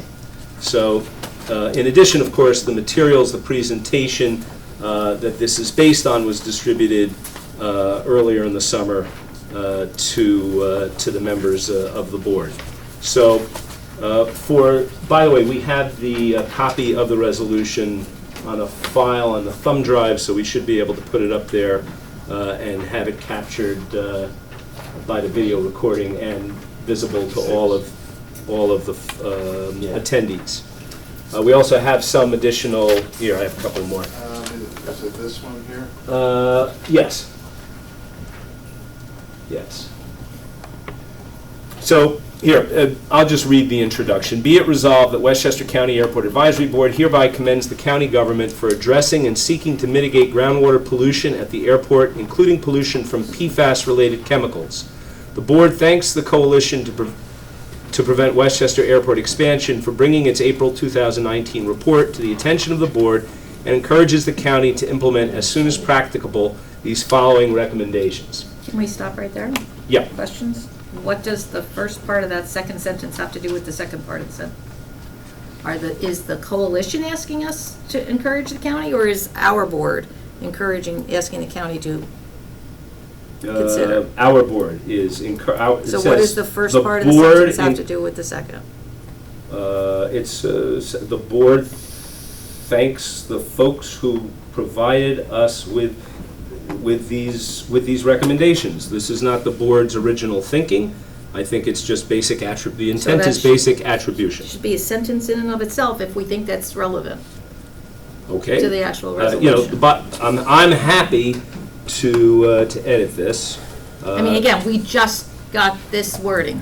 What you had given out previously was a much broader presentation that certainly raised some concerns for me, because, you know, one of the caveats was that it was like huge, with almost that we support everything the coalition does. So, you know, that was not something. I obtained clarification that the intent had always been to simply, and I think this was expressed actually at the last meeting that this was discussed at. The intent was simply to take the coalition's substantive recommendations, consider them for things we could recommend to the county. Okay, and so that's what was extracted in this draft. But again, is the purpose, is this a resolution from us, or is this a resolution from the coalition? No, this is my draft resolution from our board, giving us the opportunity to select any or all of these recommendations, which again are derived and extracted from the coalition's report, which was previously distributed, to the county as recommendations of the Airport Advisory Board. I don't see the connection to from the first part of the sentence to the second. Okay, so, That's all. well, that's fine. I mean, again, this is just a drafting issue, hopefully. The board thanks the coalition for bringing its April 2019 report to the attention of the board, period. Okay, the board, Bringing it to its attention. Bringing to its attention. Because you're already saying the Yep, board thanks. Yep, yep, less redundant. Okay. The board encourages the county to implement as soon as practicable these following recommendations. Any other suggestions with respect to the introductory language? Okay. So I appreciate that, Norma. The first recommendation, which is something that, you know, let's be clear, is in the works, is county legislation mandating the regular testing of groundwater and surface water at the airport for pollutants, including the following provisions.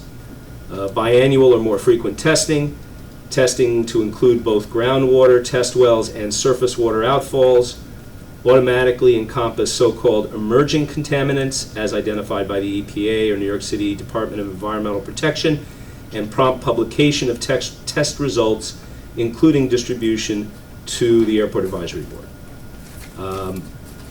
Again, I sought to minimize or eliminate any editorializing on my part and just to extract the content from the coalition's report for our ease of consideration.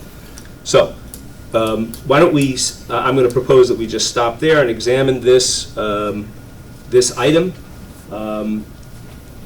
And if anyone wants to suggest, again, amendments, have questions, or wants to try to strike it entirely from whatever we may wind up recommending, please feel free and we'll have our discussion. Nick? Yeah, I think there's been various reports and announcements, and maybe someone here could clarify exactly what the current plan is, but my understanding is that the county has already announced that it's going to be doing testing and is testing for these things. So if we're going to recommend something in a resolution, it would make sense to A, at least recognize what they're already doing, and then B, basically say, what are we proposing they do that isn't already being done? Because it seems to me like we're behind the eight ball. I get that some of this was written a long time ago, but a lot of this has actually already been done or announced that it's being done. Yeah. So I don't see why we're passing a resolution to tell them to do something they already announced they're going to do. So, Nancy, do you want to? Well, so the county executive did do an executive order that included some of this. I have here draft legislation that we're planning to discuss in the legislature over the next few weeks. This draft legislation is basically the same as the executive order, and it does include some of these things. It doesn't include all of these things. And the legislation would make it more difficult for a future county executive to just strike it by... Absolutely. They make it a law. Yeah, because it'll be a law instead of an executive order. Okay. Correct. So so I'm definitely in favor, I'm planning, I have already, said I'm sponsoring this legislation.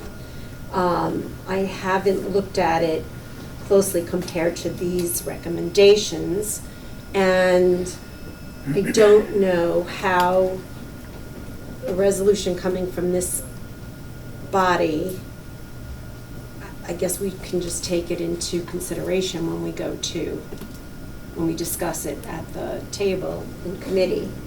That's essentially all that ever comes of a recommendation from this body. But I don't think that as a legislator, I should be part of a resolution that's coming before my committee. Understood. Yeah, and I appreciate both those comments. Let me clarify a couple things here. First of all, I faced a choice as to how much context to add to this resolution. A lot has happened in the last, 6 months on this issue. A lot has happened. A lot of good has happened. Your county has national experts evaluating this, and the reports are still coming in. Correct. Some draft. The county's entered into a consent order with New York State Department of Environmental Conservation. Thank you. Correct. Ongoing testing is taking place, whereas it hadn't been. The problem, of course, is that testing has revealed the presence of, I think it's fair, you want to be careful how you phrase these things, but elevated levels, shall we say, higher than those felt to be safe by, not just the EPA, but more recently New York State, of PFAS chemicals and certain other chemicals. And that's a real serious issue, given that the airport lies next to the Kensico Reservoir, which supplies drinking water to some 10+ million people in the New York City metropolitan area. So a lot of good has happened, and I thought about, what might go into preambulatory clauses and context, recognizing this and at this and that and the other thing, and I realized very quickly that was going to create a lot of additional text for us to parse through. And at the end of the day, we can acknowledge, and if you like, we could acknowledge with some very simple text that much effort has been made at all levels of county government to address this issue over the preceding months.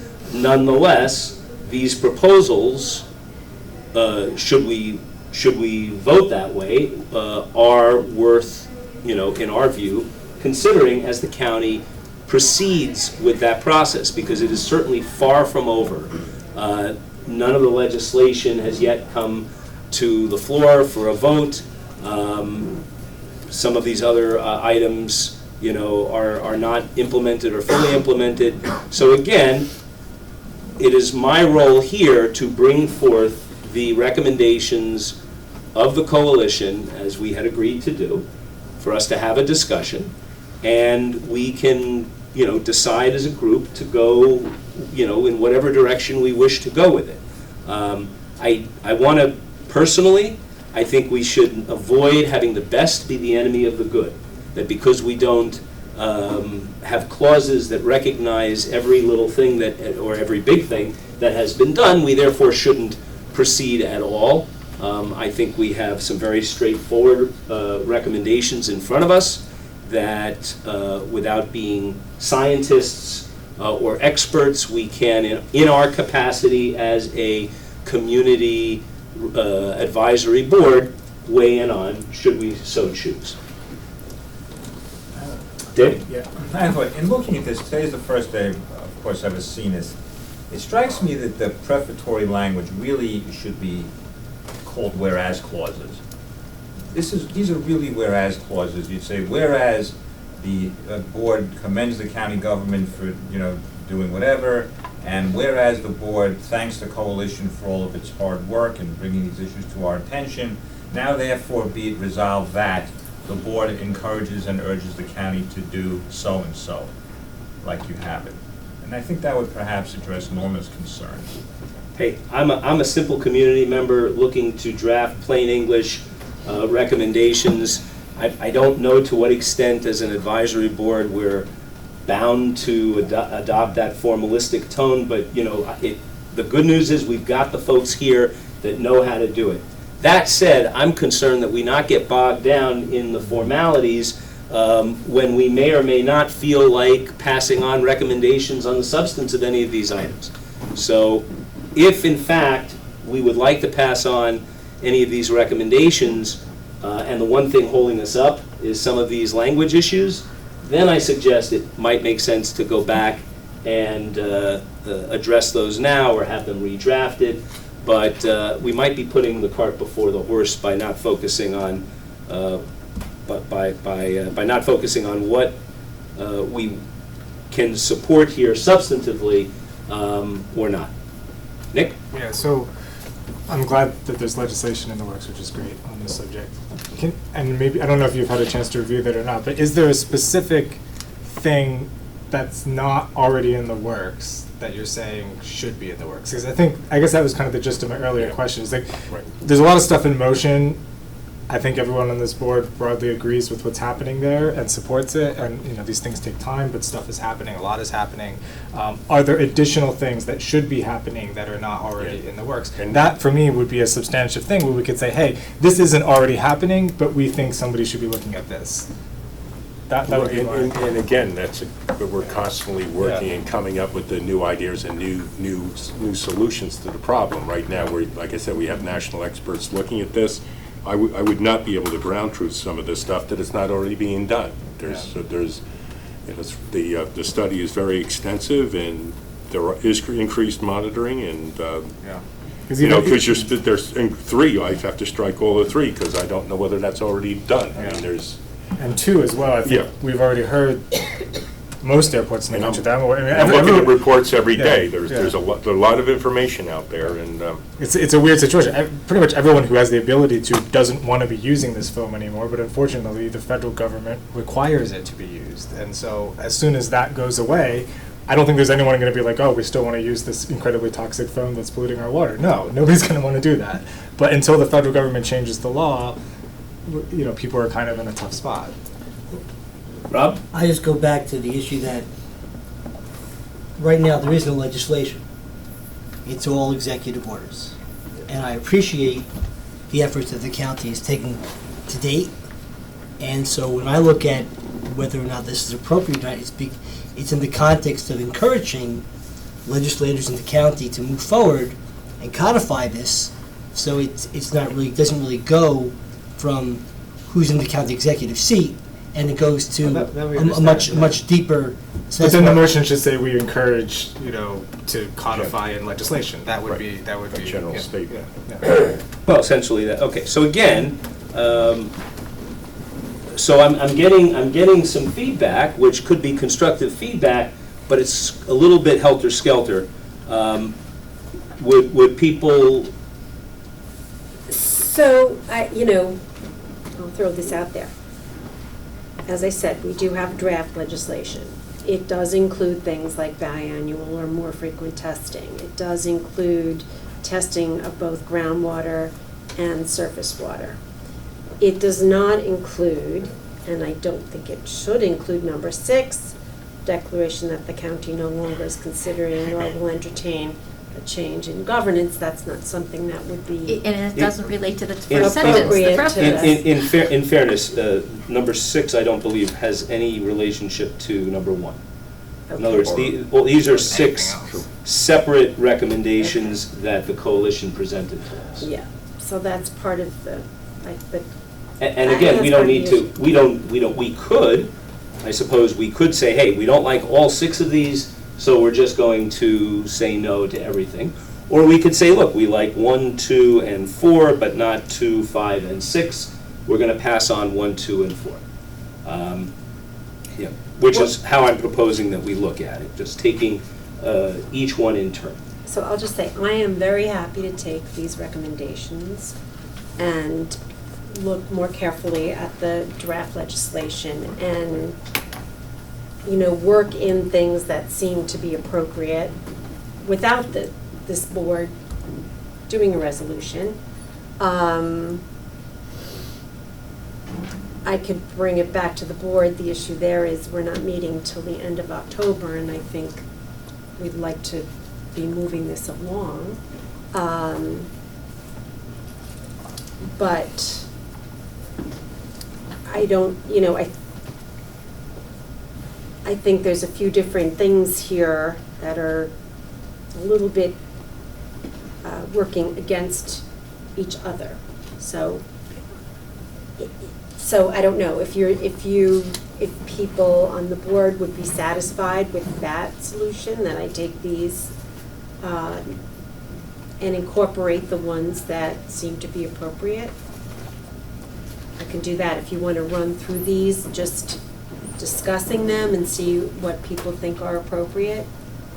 So without doing a formal resolution, which requires a lot more, Yeah. you know, I think people would like to have a lot more time to really parse it out, and I don't think that's absolutely All necessary. right, well, based on the input I've gotten and that suggestion, Nancy, let me then suggest that we proceed in that vein, and that we limit ourselves this evening, okay, to at least providing a consideration of each one of these, and that Nancy and the public has the opportunity to hear what, if any, aspects of these at first blush we feel that, for example, Nancy should, we would welcome Nancy in the legislature pursuing, versus any aspects of this that we find questionable or misguided or what have you.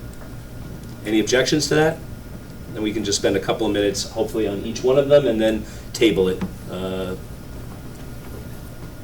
Okay. So, So number one? yeah, so number one.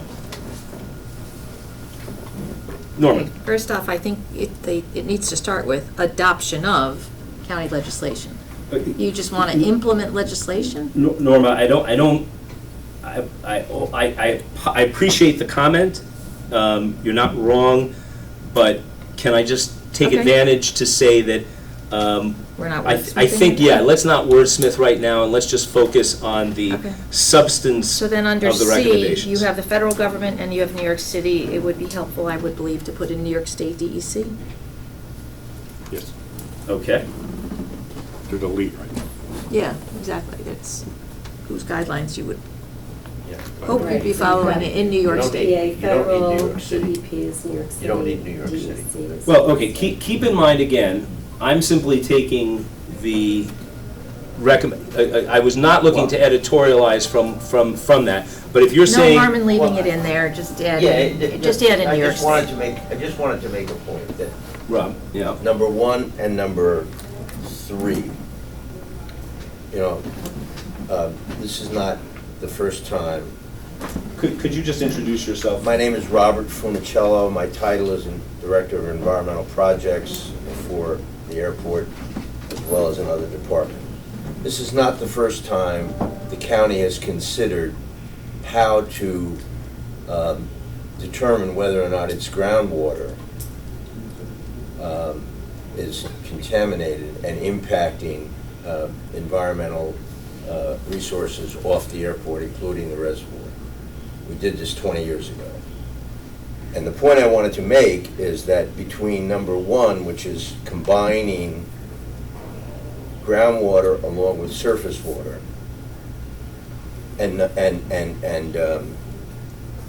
using language like biannually or more frequent testing, automatically encompassing emerging contaminants, you're not leaving discretion for the people who would design a reasonable and effective testing system. Yeah, sampling program.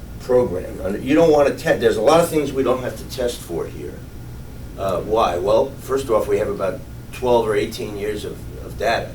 So we know what's not there, and there's no reason to test for it anymore. Every time you do a test, you pay, and it ain't cheap. So you don't want to test for it. You don't want to chase elephants in Times Square. There are 6,000 emerging contaminants. Right. So the problem here is this has got to be done in a way, and if I may, I'm speaking to the legislator as well as to this board. This has got to be done in a way that allows for discretion in the people who will implement it, to do it right, but also to do it in a way which is not, pardon the use of the language, overkill. So this is so the language that I have in front of me, and I'm sorry, I don't have a copy for everybody. It's very simple. This is what is in the current draft. It requires at least biannual groundwater and surface water testing. for the presence of certain chemicals deemed to be of concern by the DPW&T, so that's our Yeah. Department of Public Works and Transportation, including but not limited to PFOA, PFOS, and other PFAS compounds. The verified results of these biannual tests shall be made publicly available by the DPW&T on its webpage, and that goes to something that's listed in here, D, prompt publication. Right. And then finally, C, the specific locations to be tested and the testing methods shall be at the discretion of the DPW&T, which shall also have the discretion to test at more frequent intervals than the minimums established by this section. So that is delegating that responsibility to the department that But has. once you say frequency too, that's sometimes not part of the protocol of the best system for the evaluation of the contaminant, so.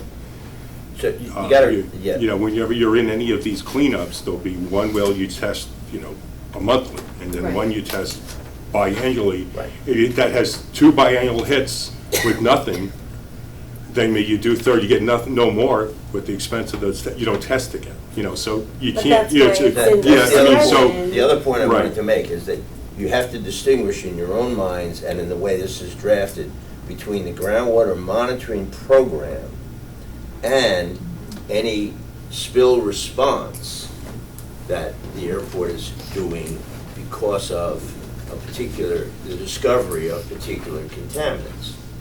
So, because there, you will be doing, in response to that, you will be doing an enormous amount of additional testing, including soil testing, groundwater testing, et cetera, to characterize the area of contamination, then to determine how best to remediate it. So this is the monitoring piece, okay? The ongoing monitoring piece. Right. Number one.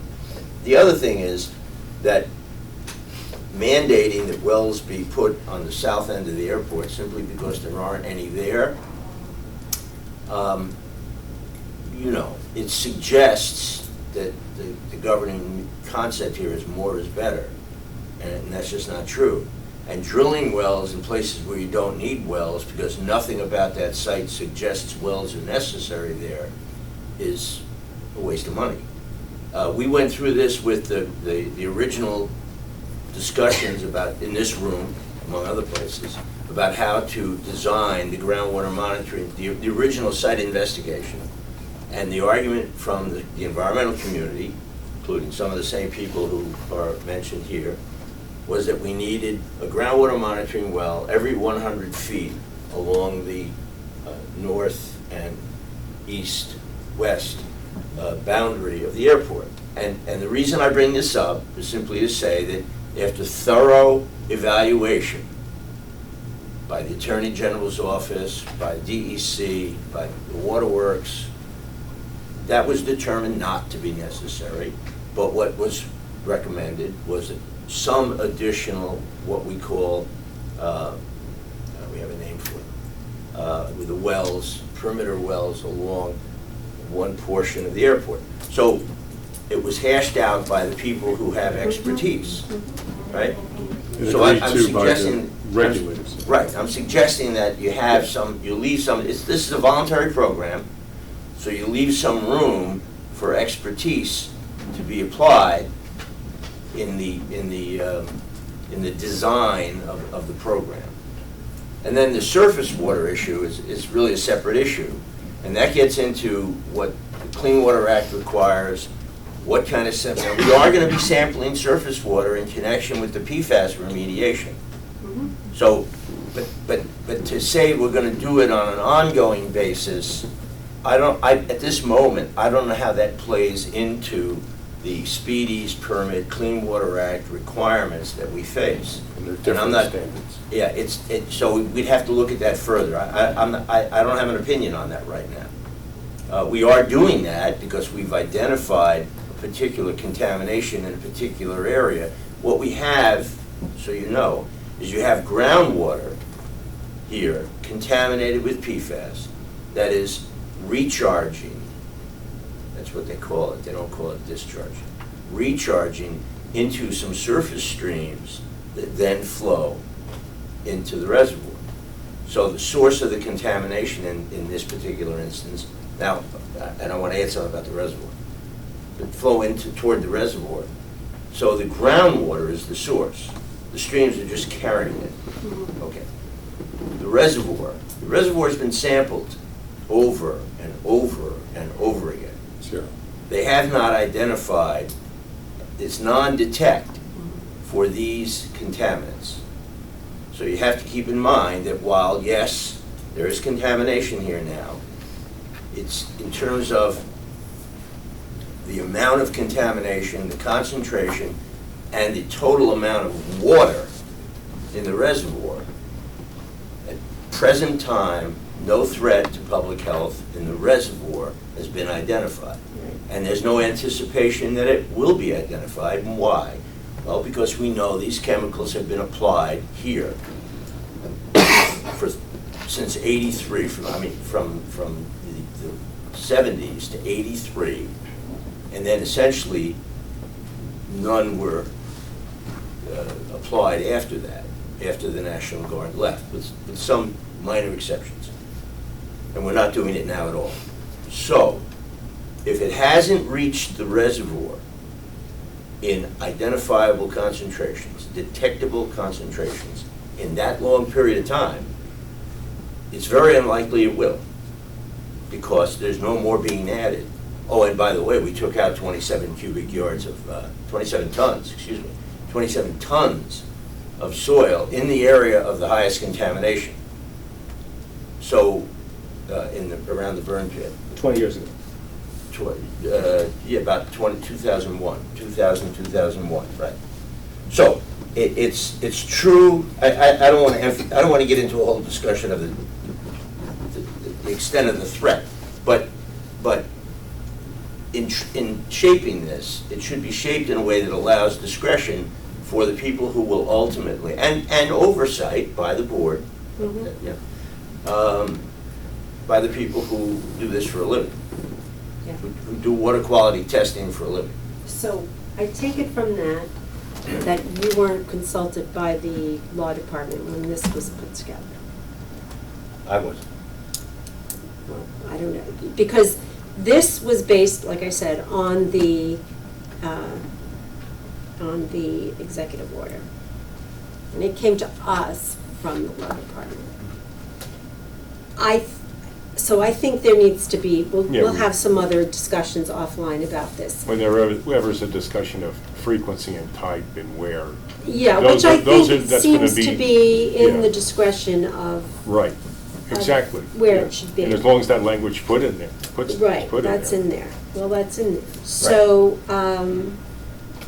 Yeah, I'm not commenting on that language. Okay. I'm not complaining about that okay, you language. just, Right. okay. All right, but, so number one, it seems the discussion, in my view, has already borne some valuable fruit in the sense of leading to what may be more fruitful collaboration and coordination between, elements of the county government. And then Always a good thing. I would add on a personal note, I think your comments about discretion are absolutely valid and important, but I think they need to be balanced by accountability. Yeah. So, for example, if there is a list of 6,000, I don't know what it is. I know that I've looked at the New York City's Department of Environmental Protection guidelines for their testing of the reservoir, and they had and the EPA, and the lists that I saw were thankfully did not seem to be 6,000 names long, but automatically encompass so-called emergent contaminants identified by. Yeah, no. That's not the point. Is not how long the list is. The list could be 6,000. It could be 6. Right. It could be 6 million. Particular ones. The point is that if there is a list of emerging contaminants, and we know that PFAS chemicals have been on that list, and we know that prior to this most recent discovery prompted by New York State of the PFAS chemicals, testing at the airport, even when testing was being done, did not include those PFAS chemicals because they were not on whichever list the county was using at that time, for what may be perfectly legitimate reasons. But the point is is that PFAS is not the be-all, end-all of this legislative effort. The goal is, right, to prevent the next potential contamination crisis at the airport, to prevent what could be a more serious one than the one, Rob, you were describing. And so in order to do that, the county, in my view, should absolutely be looking at what are deemed emerging contaminants. And while, yes, I see no problem with creating discretion, again, I would want to marry that to accountability. So, if we're not going to test for what's been recognized as an emerging contaminant on an authoritative list, then fine. But someone should be accountable for making that decision and for having the But why would that even, and for having the rationale. considered? Because it may be, Okay. because it may be that turns out to be a wrong decision. And it's not about playing gotcha, but it's about making sure that whoever is in the business, whoever's job it is to make those decisions and to weigh the cost-benefit analysis, is doing so with an eye not simply on the cost, but also on the potential benefit and consequences of getting it wrong. Yeah, I have no objection to anything you said. I just want to point out that they didn't do that with PFAS. They didn't put it on a list of emerging contaminants. This county was ordered by the federal government to apply that foam, and nobody warned us that it could be a contaminant or a carcinogen. That's fact. No, I agree. So I have a question. So Yes. who determines what an emerging contaminant is? Is that the federal government or the state government? Well, the federal government. The entity that does it. EPA. Well, yeah, the EPA, but there's also that entity within health, not Health and Human Services, that. The outfit that issued the report that the Trump administration buried, or tried to bury. That group is the medical scientist group that is working in the area of. It all comes down to toxicity limits. And, Right. yeah, Right. and And that then the regulates. EPA reviews it and administratively massages it and puts it on a list. And then presumably notifies the regulated community, including the consultant community that, Well, that's, so once something is determined, so once something's on this list Right. of emerging contaminants, by law, Yeah, are we required to test for it? no. By federal or state law? No. The way it works is it's a reactive process. In other words, if you have a spill or a other reason to believe that there's contamination or source of contamination, you have an obligation to report that. But beyond that, what we're doing here with this voluntary testing program, not that we should be congratulating ourselves so much, but the fact is that it was unique when we started it, and it's unique still today. There are no airports in the country, for the most part, doing this. It's voluntary. Thank And you. we're So- also not just studying, we're coming up with interim remedial measures, Yes. IRMs, that we're going to do ahead of time to protect some of the flow that, Agency for Toxic Substances and Disease Registry. Okay. So, Nick, I told you would be next, and then Say Norma. that fast. Yeah, so just a quick comment on this issue of the emerging contaminants. I mean, to put maybe a little color around it, my understanding is a number of the things on the emerging contaminants list would be things like prescription drugs, because there's problems with people flushing these things down the toilet. And so, for example, there will be a lot of prescription drugs on this list. It's very expensive to test for those. There's no particular reason to think why the airport property will be contaminated with that. So logical conclusion would say, look, we don't need to test for this heart medication, which might be in sewage water, but is not going to be being dumped on the airport. Right. And then on the PFAS thing, this, as has been pointed out around the fact that it was a required chemical, the history of this whole thing is very weird because A, it's still a required chemical. Right. B, PFAS, and it's going to be something I was going to mention about point 4, is a broad class of chemicals. It includes things like Teflon. I mean, everybody has stuff with Teflon in their home.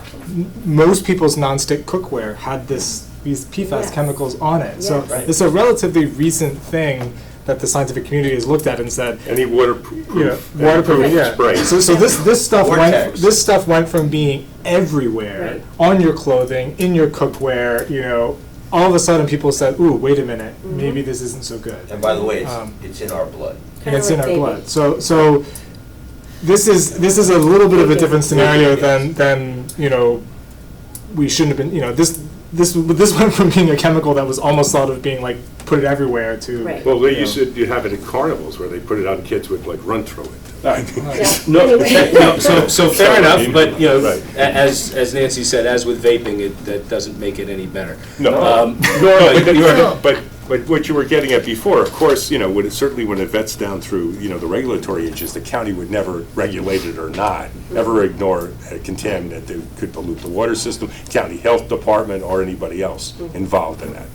Yeah. So, even suggest we need to be regulated on that, I mean, you could put that in the regulations, or the legislation, but it was something we would be out of. There's also things we can do. We can put things in the committee report that just, we're pointing this out. We want people to be cognizant of it. Mhm. And this is the intention that we, want that to be considered when people are, looking at what to monitor. But it's not mandating that a specific thing is monitored. Okay. Norma? Not to wordsmith, but can I make a language suggestion? Sure. At the end of that sentence, it says DEC, New York City DEP. Can we add the words related to past and/or present uses in and around the airport, or at and around the airport? So that we're only looking at emerging chemicals that are related to some use in the past or present at the airport. And then we don't have to worry about other things that could be coming up. Yeah. I mean, something related to Indian Point is not going to be related to the airport. No, at first blush, I like that. Could you say that again? Related to past and/or present uses at and around the airport. Okay. Just in the interest of moving this along. Yep. I was actually going to suggest that we skip to number 2.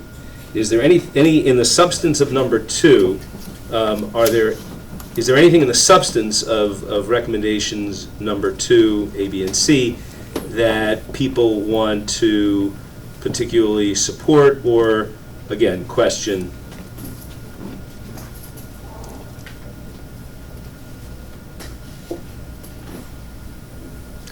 And for the public, I'll just quickly say that number 2 refers to county legislation banning the use of PFAS-based firefighting foam at the airport once the FAA permits alternatives, including the following provisions. A, the ban should apply to both the county and all private operators at the airport.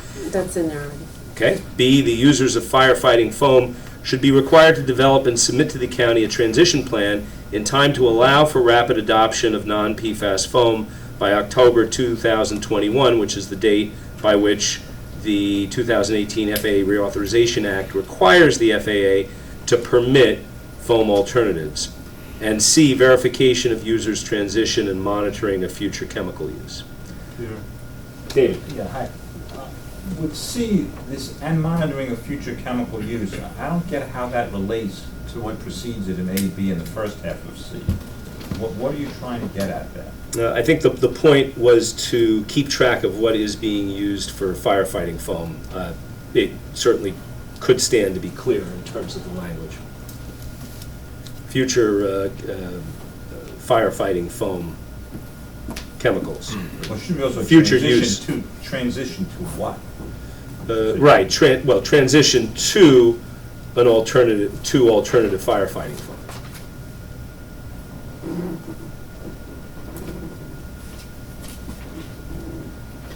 Okay. And monitoring a future use of firefighting foam chemicals. But how? I mean, you just heard from Bob a whole issue about what needs to be monitored, what doesn't. I mean, monitored in what way, by what standards? Again, I'm not here to redraft the coalition's recommendations. I'm simply presenting them. So, it very well may be that we say that this maybe isn't particular enough to simply support on principle. But that's, that's a choice we can make. Again, it is easy to critique certain aspects of this as being overly prescriptive, and then in the same breath, other aspects that are more open and allow for interpretation and implementation by the experts get critiqued for being too vague. So, it's a bit of a tightrope, I suppose, any time recommendations like these are being made in a non-technical kind of way.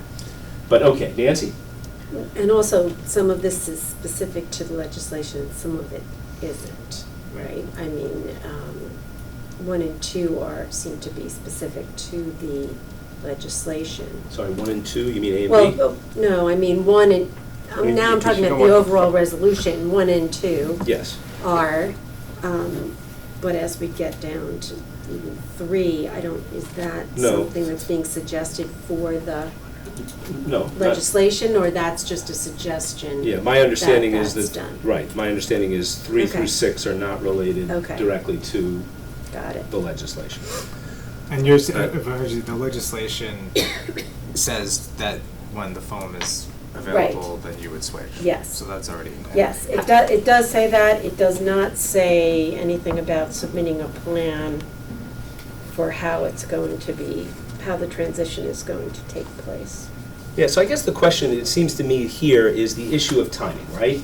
If there are limited alternatives, and right now none are approved, it very well, and it seems unlikely based on the literature I've read that there's going to be, a choice of 5 alternatives. Exactly. We'll be lucky if there's one, right? And that one may or may not have similar costs, profiles to the PFAS. Availability may be an issue.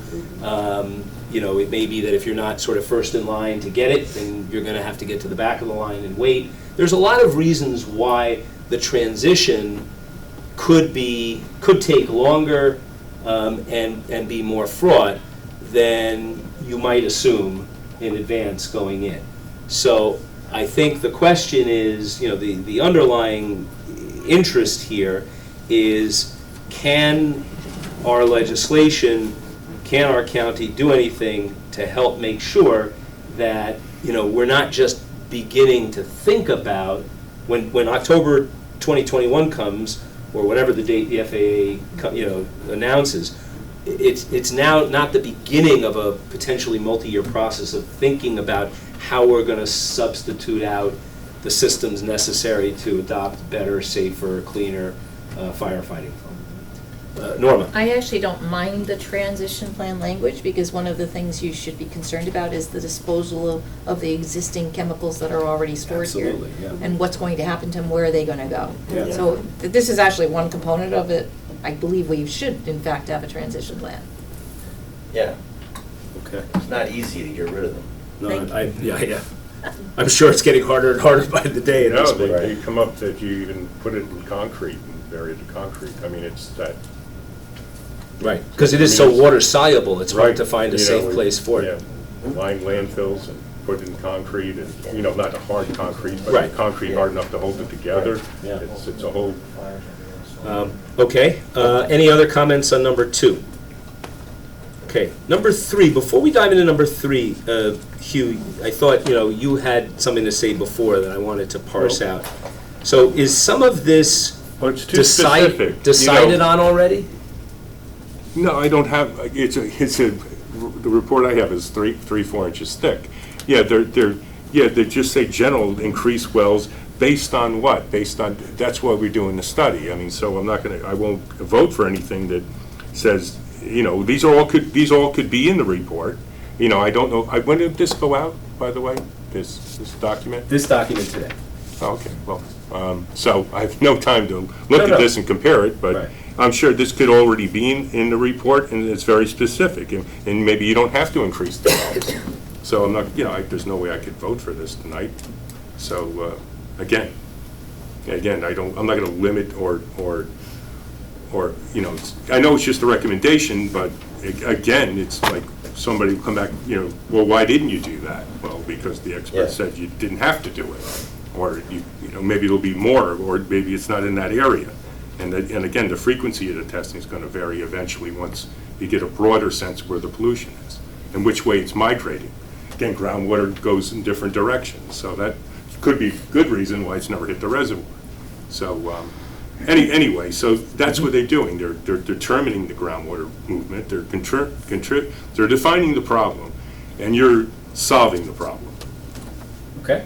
And I don't know how you can do it in any specific language, and any of this I wouldn't agree to. Right. Well, again, Because these are the it's almost like the coalition and recommendations. if you gave this to the consultant, they wouldn't be able to tell you whether or not they're going to do this.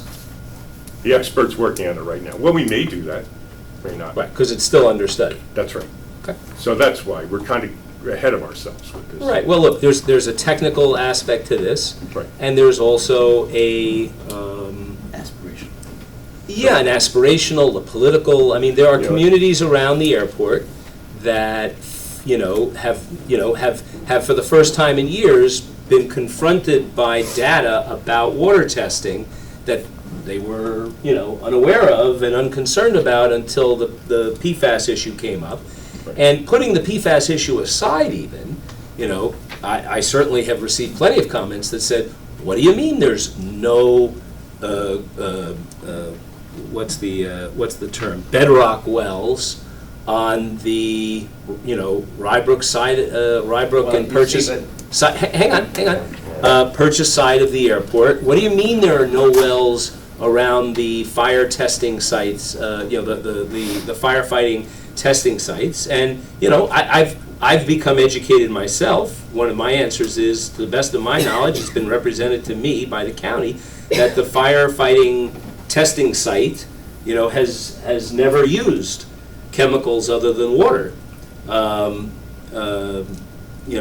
the site that's currently, used. But there is, that may or may not, I don't want to state that definitively as something I know or don't know.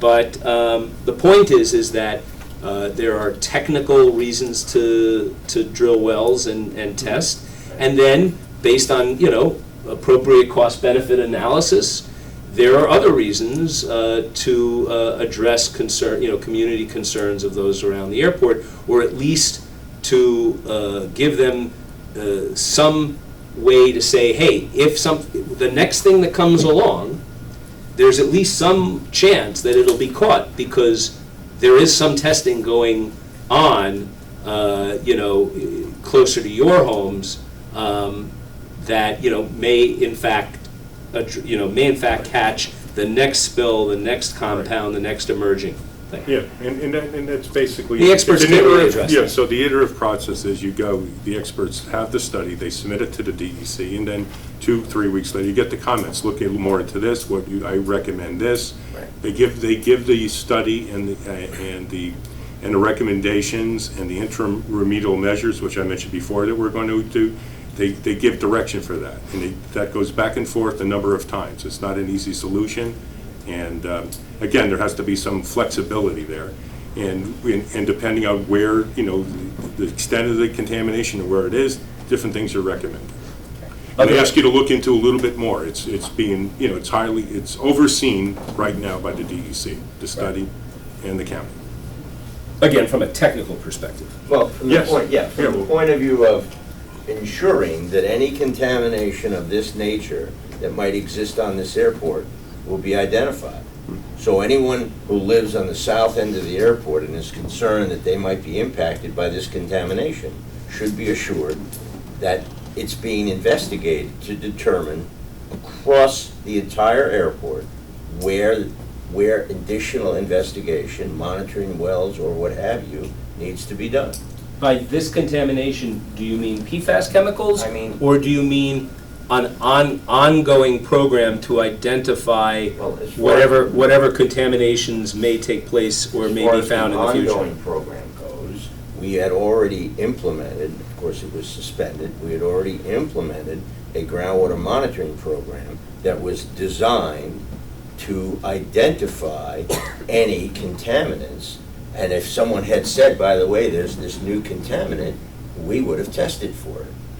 That's what that program was for. No, I understand that. I guess what I'm saying is. And the well placement, Yes. Yes. was based on the hydrogeology of this airport. And the number of bedrock wells was, and the number of wells in the south part of the airport was. I mean, it's not done simply because, hey, I'm over here, I want a well.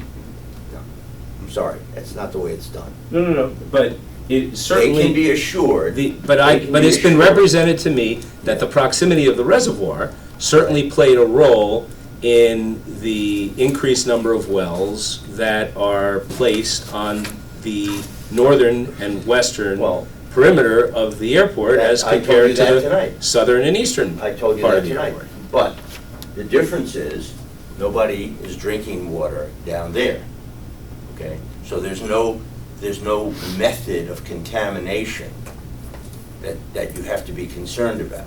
Now, I know someone will say, well, I love the Blind Brook, I want to protect it. Well, so do we. We believe that the monitoring program is adequate to do that. Now, if as a result of this further investigation that the commissioner just described, says to us, put in more wells over here and over here and over here, that of course will be done, and then we'll make a determination whether or not to keep those wells on an ongoing basis. But it'll all be done with people should understand, no other airport did this. Westchester County did it. So if they want to know, why should they be comforted? Yes, we have contamination here, and yes, we didn't know it was contamination. But they can have some comfort from the idea that we proactively pursued this monitoring program.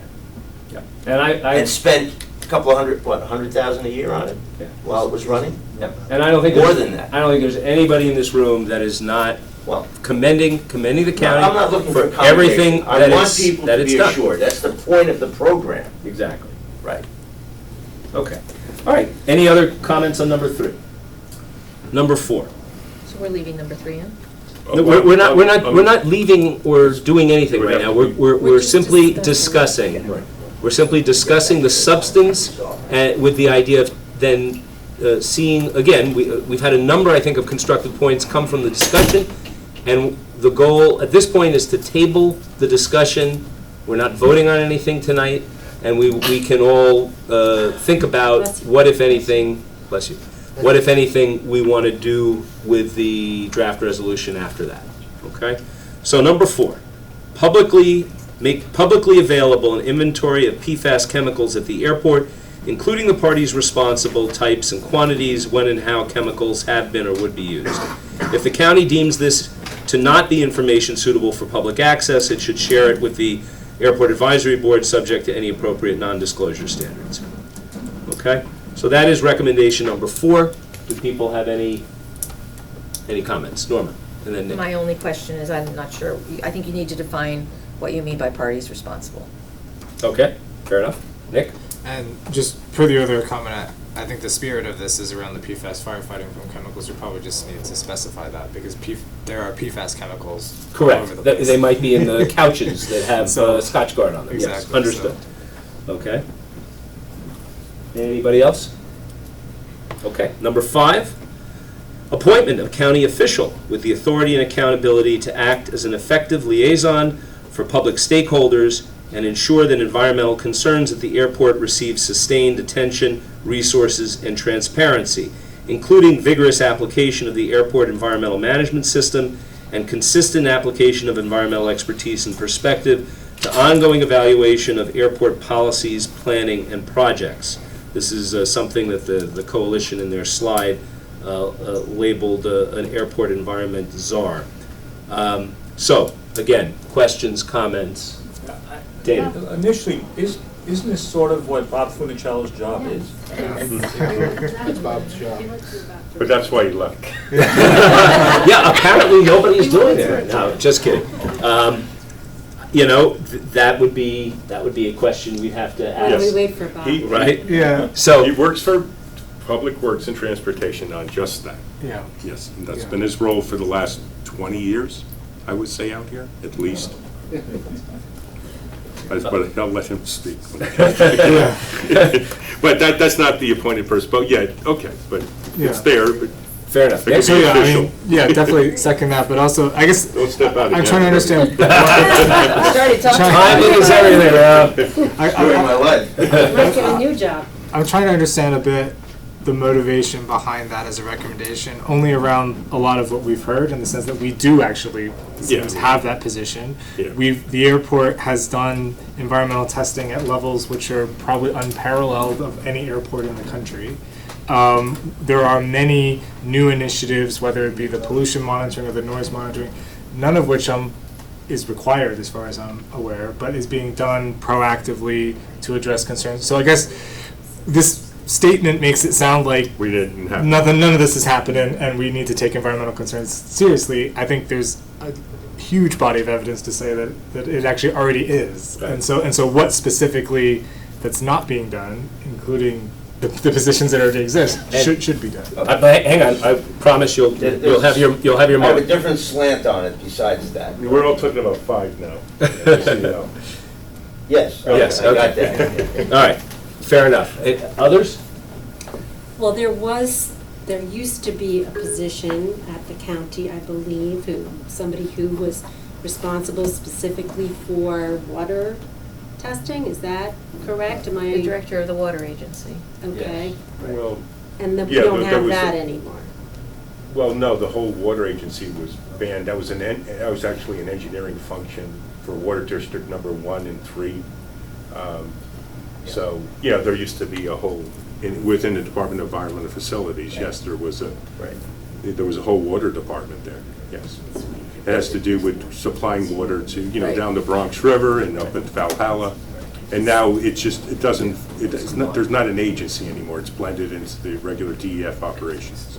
It's, So there is a person in DEF, but that's not his only function, let's just put it that way. yeah, And there was also a used to be. position, Yeah. of course, there was a position and there was a person, Yes. and that position was eliminated in the 2013 budget.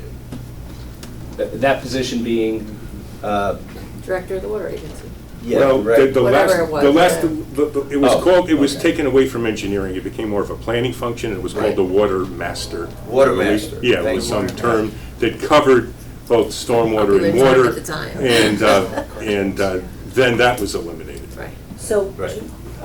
so do we have somebody doing that work? We have a water master. We have somebody doing water supply work within DEF without a specific title. A director of operations in Director, DEF. an engineer. An engineer. Because, a lot of those decisions are, with water supply, are all pumping and chemical dosing and that sort of thing. Rob? And just to clarify, just so I understand, previously the position that you hold, I guess the person who sat on this board was not the position that you hold. There was a different position who Well, sat on there this used to board? be a commissioner of transportation and a Right. commissioner of public works. Right. Right. Right, so So, no. so now it's just one. It's And they were combined. both, Just- and they were just both one. members of this board. Yes. Okay, they're both members of this board. And did either one of them have more of an environmental focus, or they both had? Well, Envi- in general, yes, no, DEF has more environmental focus. No, not yes. DEF, DEF, well, I mean, but if you want it to was call it. DOT. No, well, No. at the airport or in the county I'm level? talking about in the county. I guess. Oh, in the county. Right, yeah, it would be Well, DEF. DEF, where I also, Environmental. Right. where That's the other I half am in of it. fact, Where you hang your hat. where I am in fact the employee. I'm here as a contractor. I thought you really. just came to these meetings An for fun. interdepartmental contractor, that's my status. Right. 50% of my time is at airport. The DEF function, DEF has wastewater, water, and solid waste, 3 divisions. And under a commissioner and directors who are, a deputy commissioner and directors who are all engineers except for the head of the solid waste division, Lou Patron, who's a lawyer by training. So let me ask the question a different way. Right.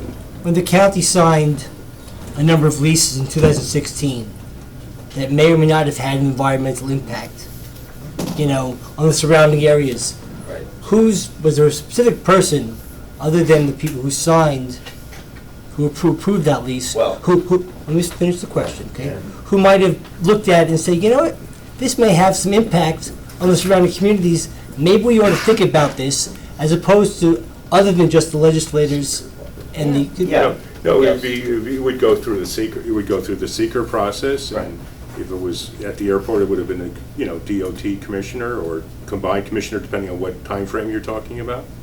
If But there no, was- we never have a project out there that's not vetted environmentally. But a lease probably may have required A legislation upon it, the turn, Seeker or it was A and determination, C. yeah. So it could even have been a Let me planning give you an department. example from history. When I first got here, the county had entered into a lease with GE to build what was going to be the Boeing business jet showroom up on the north end of the airport, in the watershed, by the way. The lease had been approved. The watershed of the reservoir. Correct, Yes, and yes. DEP We refer to watershed. it as the watershed. Okay. So, the riverkeeper challenged the adequacy of the environmental review conducted under the State Environmental Quality Review Act sequence. The county's position was the review was fine. GE's position was the review was fine. The judge's position was the review stunk. And he set it aside. He set the lease aside on the grounds that the secret review had been inadequate because they had not prepared a full environmental impact statement, primarily having to do with wetland impacts that he believed were not adequately addressed.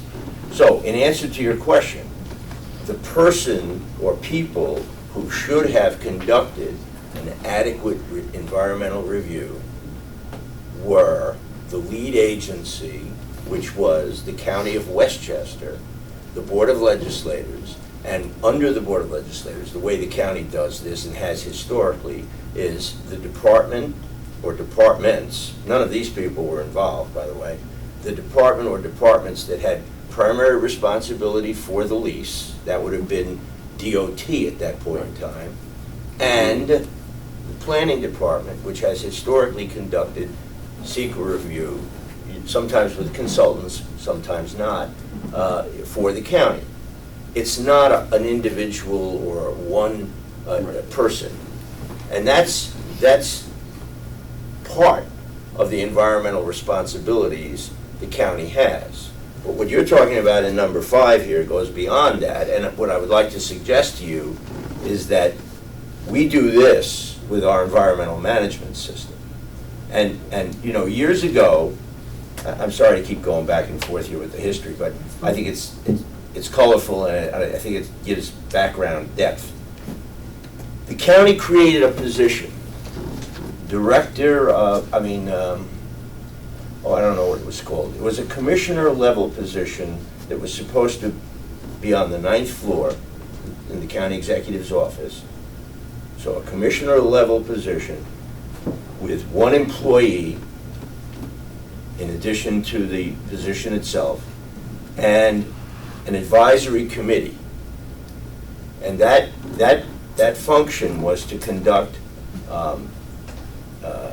environmental reports from each department every year, pull them all together and issue a report. There's an organization called CERES, and the CERES principles, it's essentially an organization intended to impart environmental ethos to the business world. And this was a model that was being adopted by a lot of businesses at that time. We're talking about 1992. I was the president of FCWC at that time. We opposed it because it was being proposed in response to a report that had been done by Pace Law School on behalf of our organization, funded by one of our members. And that report argued that as part of the charter revision going on at that time, the county should reorganize its government and create a Department of the Environment, take pieces out of Public Works, take pieces out of Health, take pieces out of DEF. Well, if you know anything about county government, you know that this went over like a lead balloon. And so the O'Rourke administration came up with this answer. It was adopted. It's in the charter. But because the chairman of the Board of Legislators didn't like the guy who he thought O'Rourke was going to give the position to, they never funded it. Now, the best part of the story is that wasn't the guy O'Rourke was going to give the position to. Now, what I was suggesting, why did I bring this up? Why did I bring this up? I don't know. Because this is what you're recommending here. Well, I'm about to tell you. Thank you. What you're recommending here is a general without an army. And that was our critique of that proposal. It's going to be ineffective.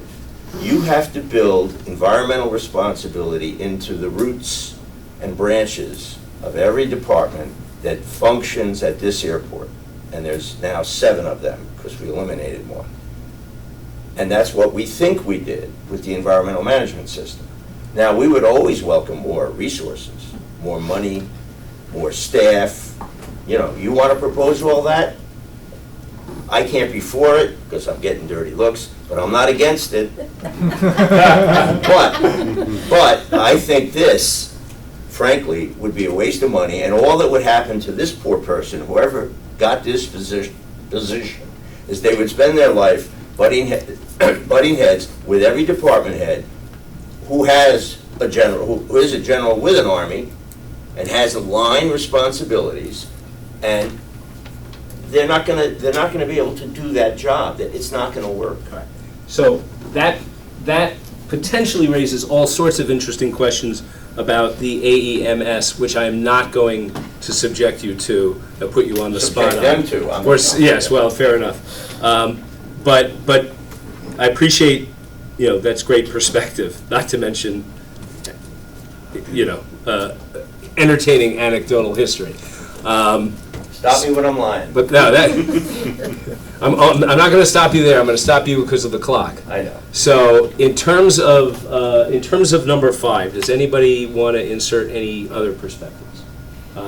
It seems to me that, again, digging underneath what I see in the coalition's language, the issue is not so much do we have somebody concerned with environmental issues at the airport, because I think we do.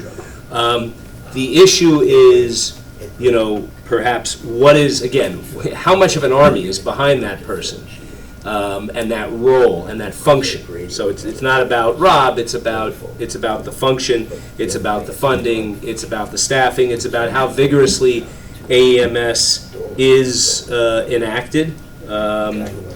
I think it's about the autonomy as well. Right, and in terms of kind of being an independent voice. The authority, essentially, of that voice. And likewise, it's about the extent to which the airport, and this is no disrespect at all with respect to your position, Hugh, but, I don't know, was there ever a time when somebody was in charge of the airport without a large additional portfolio of the kind that I have tremendous respect for? Even when the Department of Transportation was a separate department, Right. there was a whole busing system, and More importantly, the Department of Transportation did not have, it had primary, but it did not have sole direction of the airport. Because DPW plays a significant role, planning plays a significant role, and, forget about finance, budget, all those people. I mean, the health department comes out here and checks our tanks. Everybody's involved out here. But We've never to had, some it's never, extent, everybody involved in everything. I mean, planning, for example, Right. That's got that has to reach into all kinds of aspects of Capital county programming, government right. and probably DPW as well. Right. But so. But that's not, you see, you're arguing for a. Well, I'm not arguing anything. Well, okay, you're broaching a subject which, has puzzled people concerned with county government for a long time. Should it be organized this way? And that's one of the things, this report that I mentioned by Nick, former dean of the school over there, was addressing. That the county is not set up, not organized to be as environmentally effective or responsible as it could or should be. Okay. Any final comments from anybody else on I this? just want to Laura? register, I have some issues with language in there. Fair enough. I won't wordsmith. Okay. Well, not to worry, we're not going ahead with it, with the language, but noted, okay? All right, lastly, 6, last but not least, declaration that the county no longer is considering nor will entertain a change in governance at the airport, widely referred to as privatization. So that was the final recommendation that was being brought to our attention. Norma will And I just don't see the connection with the entire introductory paragraph. It has nothing to do with PFAS. Right. So I don't even know why that's in this resolution, Okay. all right? I would say that That's a whole subject. It's a whole- I'm not disagreeing with you. I am simply going to relay the fact that I think if you look at the recommendations from the coalition, they start more narrowly focused with PFAS, but also Your with, introduction. but also with the future of environmental protection and testing, specifically groundwater testing at the airport, and they expand into areas that presumably impact environmental protection and environmental policy, the broadest of which would be the governance at the airport. Nick? Yeah, I mean, I'm on the record extensively being not for the privatization, but I do agree here that it's a separate issue, so we keep it out of this. Fair enough? I would say David? that, I mean, some of these things, 1 through 5, are really more, and you see in particular, number 1, you have the word legislation, which is great. Number 6 is more in the nature of a resolution. It's a non-binding finding. I mean, you can't, in particular, you can't, no legislature and county executive can say today, we will never do such and such in the future. I mean, that's just a meaningless exercise. They can always change the law in the future. So, I mean, you could have this or not, but in the nature, I would say, specifically as a resolution, not as a legislation, not as an act. Right, which you think is a better word than declaration? But again, I don't want to, actually, that's wordsmithing, let's not go there. All right, fair enough. Other comments, Nancy? So I don't have another comment on that particular thing, but I do have something related to PFAS that I would like 1 minute to just. Okay, I think we're at the end, so Talk about. unless I hear anybody else, you have the floor, and then we will conclude. Okay, so, just so people understand what's happening with the PFAS and what the levels that are going to be deemed acceptable are. We all know that at the federal level, they have said 70 parts per trillion is an acceptable level, but we also Advisory acceptable. advisory acceptable, and the state, New York State, had not adopted its own level. Now New York State has proposed, and they normally don't. Normally it's left up to the EPA, but apparently the EPA hasn't been keeping up with the times on this one, and it's pretty clear from the studies that have been done and from technology that has improved in the last few years that 70 parts per trillion is not a safe level. And so what the state has, the State Department of Health has proposed is 10 parts per trillion, and they've put out, for public comment, they put out their recommendations, and the recommendations also would require regular testing and so forth.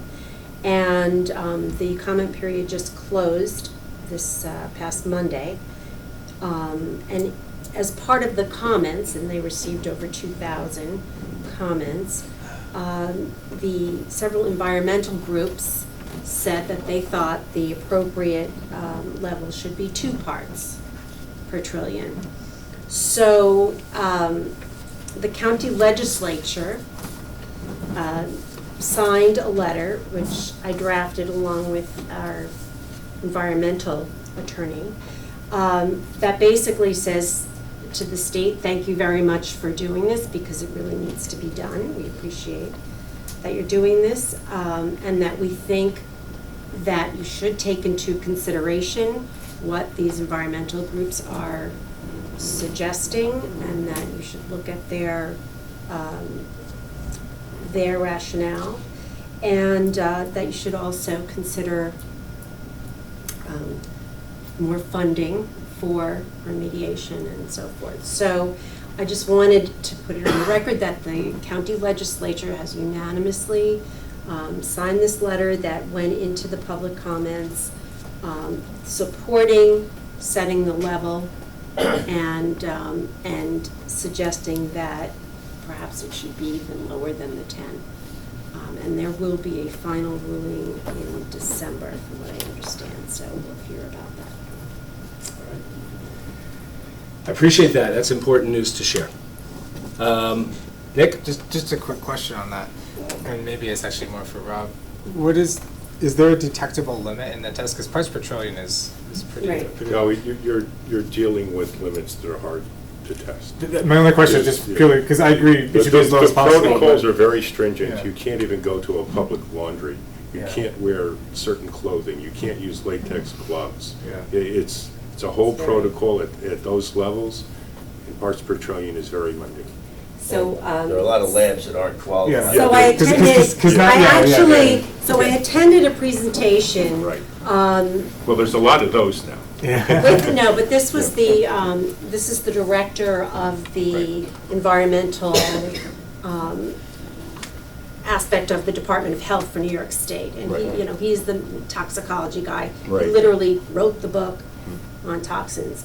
And he said, the process that they use to come up with the 10 parts takes into consideration the fact that there's, only a Background, certain yeah. level that you can detect at this point in time. Sure, yeah. And that, that is part of, what they have to consider when they set those limits. I think And nothing on the somebody- toxicology, you didn't speak to that. Oh, we did. He spoke about it being, it's definitely toxic. It definitely accumulates, so that over time, if you're drinking water that has, Yeah, I don't try to delve It's into going the to get experts. Yeah, because I've heard worse. other things. So, again, we shouldn't, no, and we already he's the know expert. that our water, or we, Right. believe from what we've, the testing that has been done, that there is a non-detectable level. I don't know what we don't know what that means. Yeah. And I think what he said to the group of us there was that, and it was other county agencies from other counties and departments of health and things like that, and he said, when we set a level, we're setting it well below what we think would be Right. safe. So, it's not like just precautionary. at the point. Right. So, he felt that that was a fair level, but I think, what the environmental agencies or organizations are saying is, we've seen this before, a level is set because that's what you can test for, but as you can test for smaller and smaller amounts, they start saying, well, yeah, you should only have this amount until you finally get down to 0. You should have none in your water. So it's just something that is going to be ongoing, and Yes. You know- Again, I think that's a great term. It is ongoing, and there's experts that disagree on both sides on those limits. right, And that's why the struggle, right. And so they're going to have to grapple with the comments that I'm Yes. sure are on both sides. Yep. Okay, so look, I think that I appreciate everybody's participation in the exercise, and I think the discussion produced more value than a series of votes. That said, we can all consider what we may want to do with this, for next meeting. However, this time I would like to propose that we table this and adjourn. Do I have a second? Second. Okay, all in favor? Any opposed? Thank you and good night.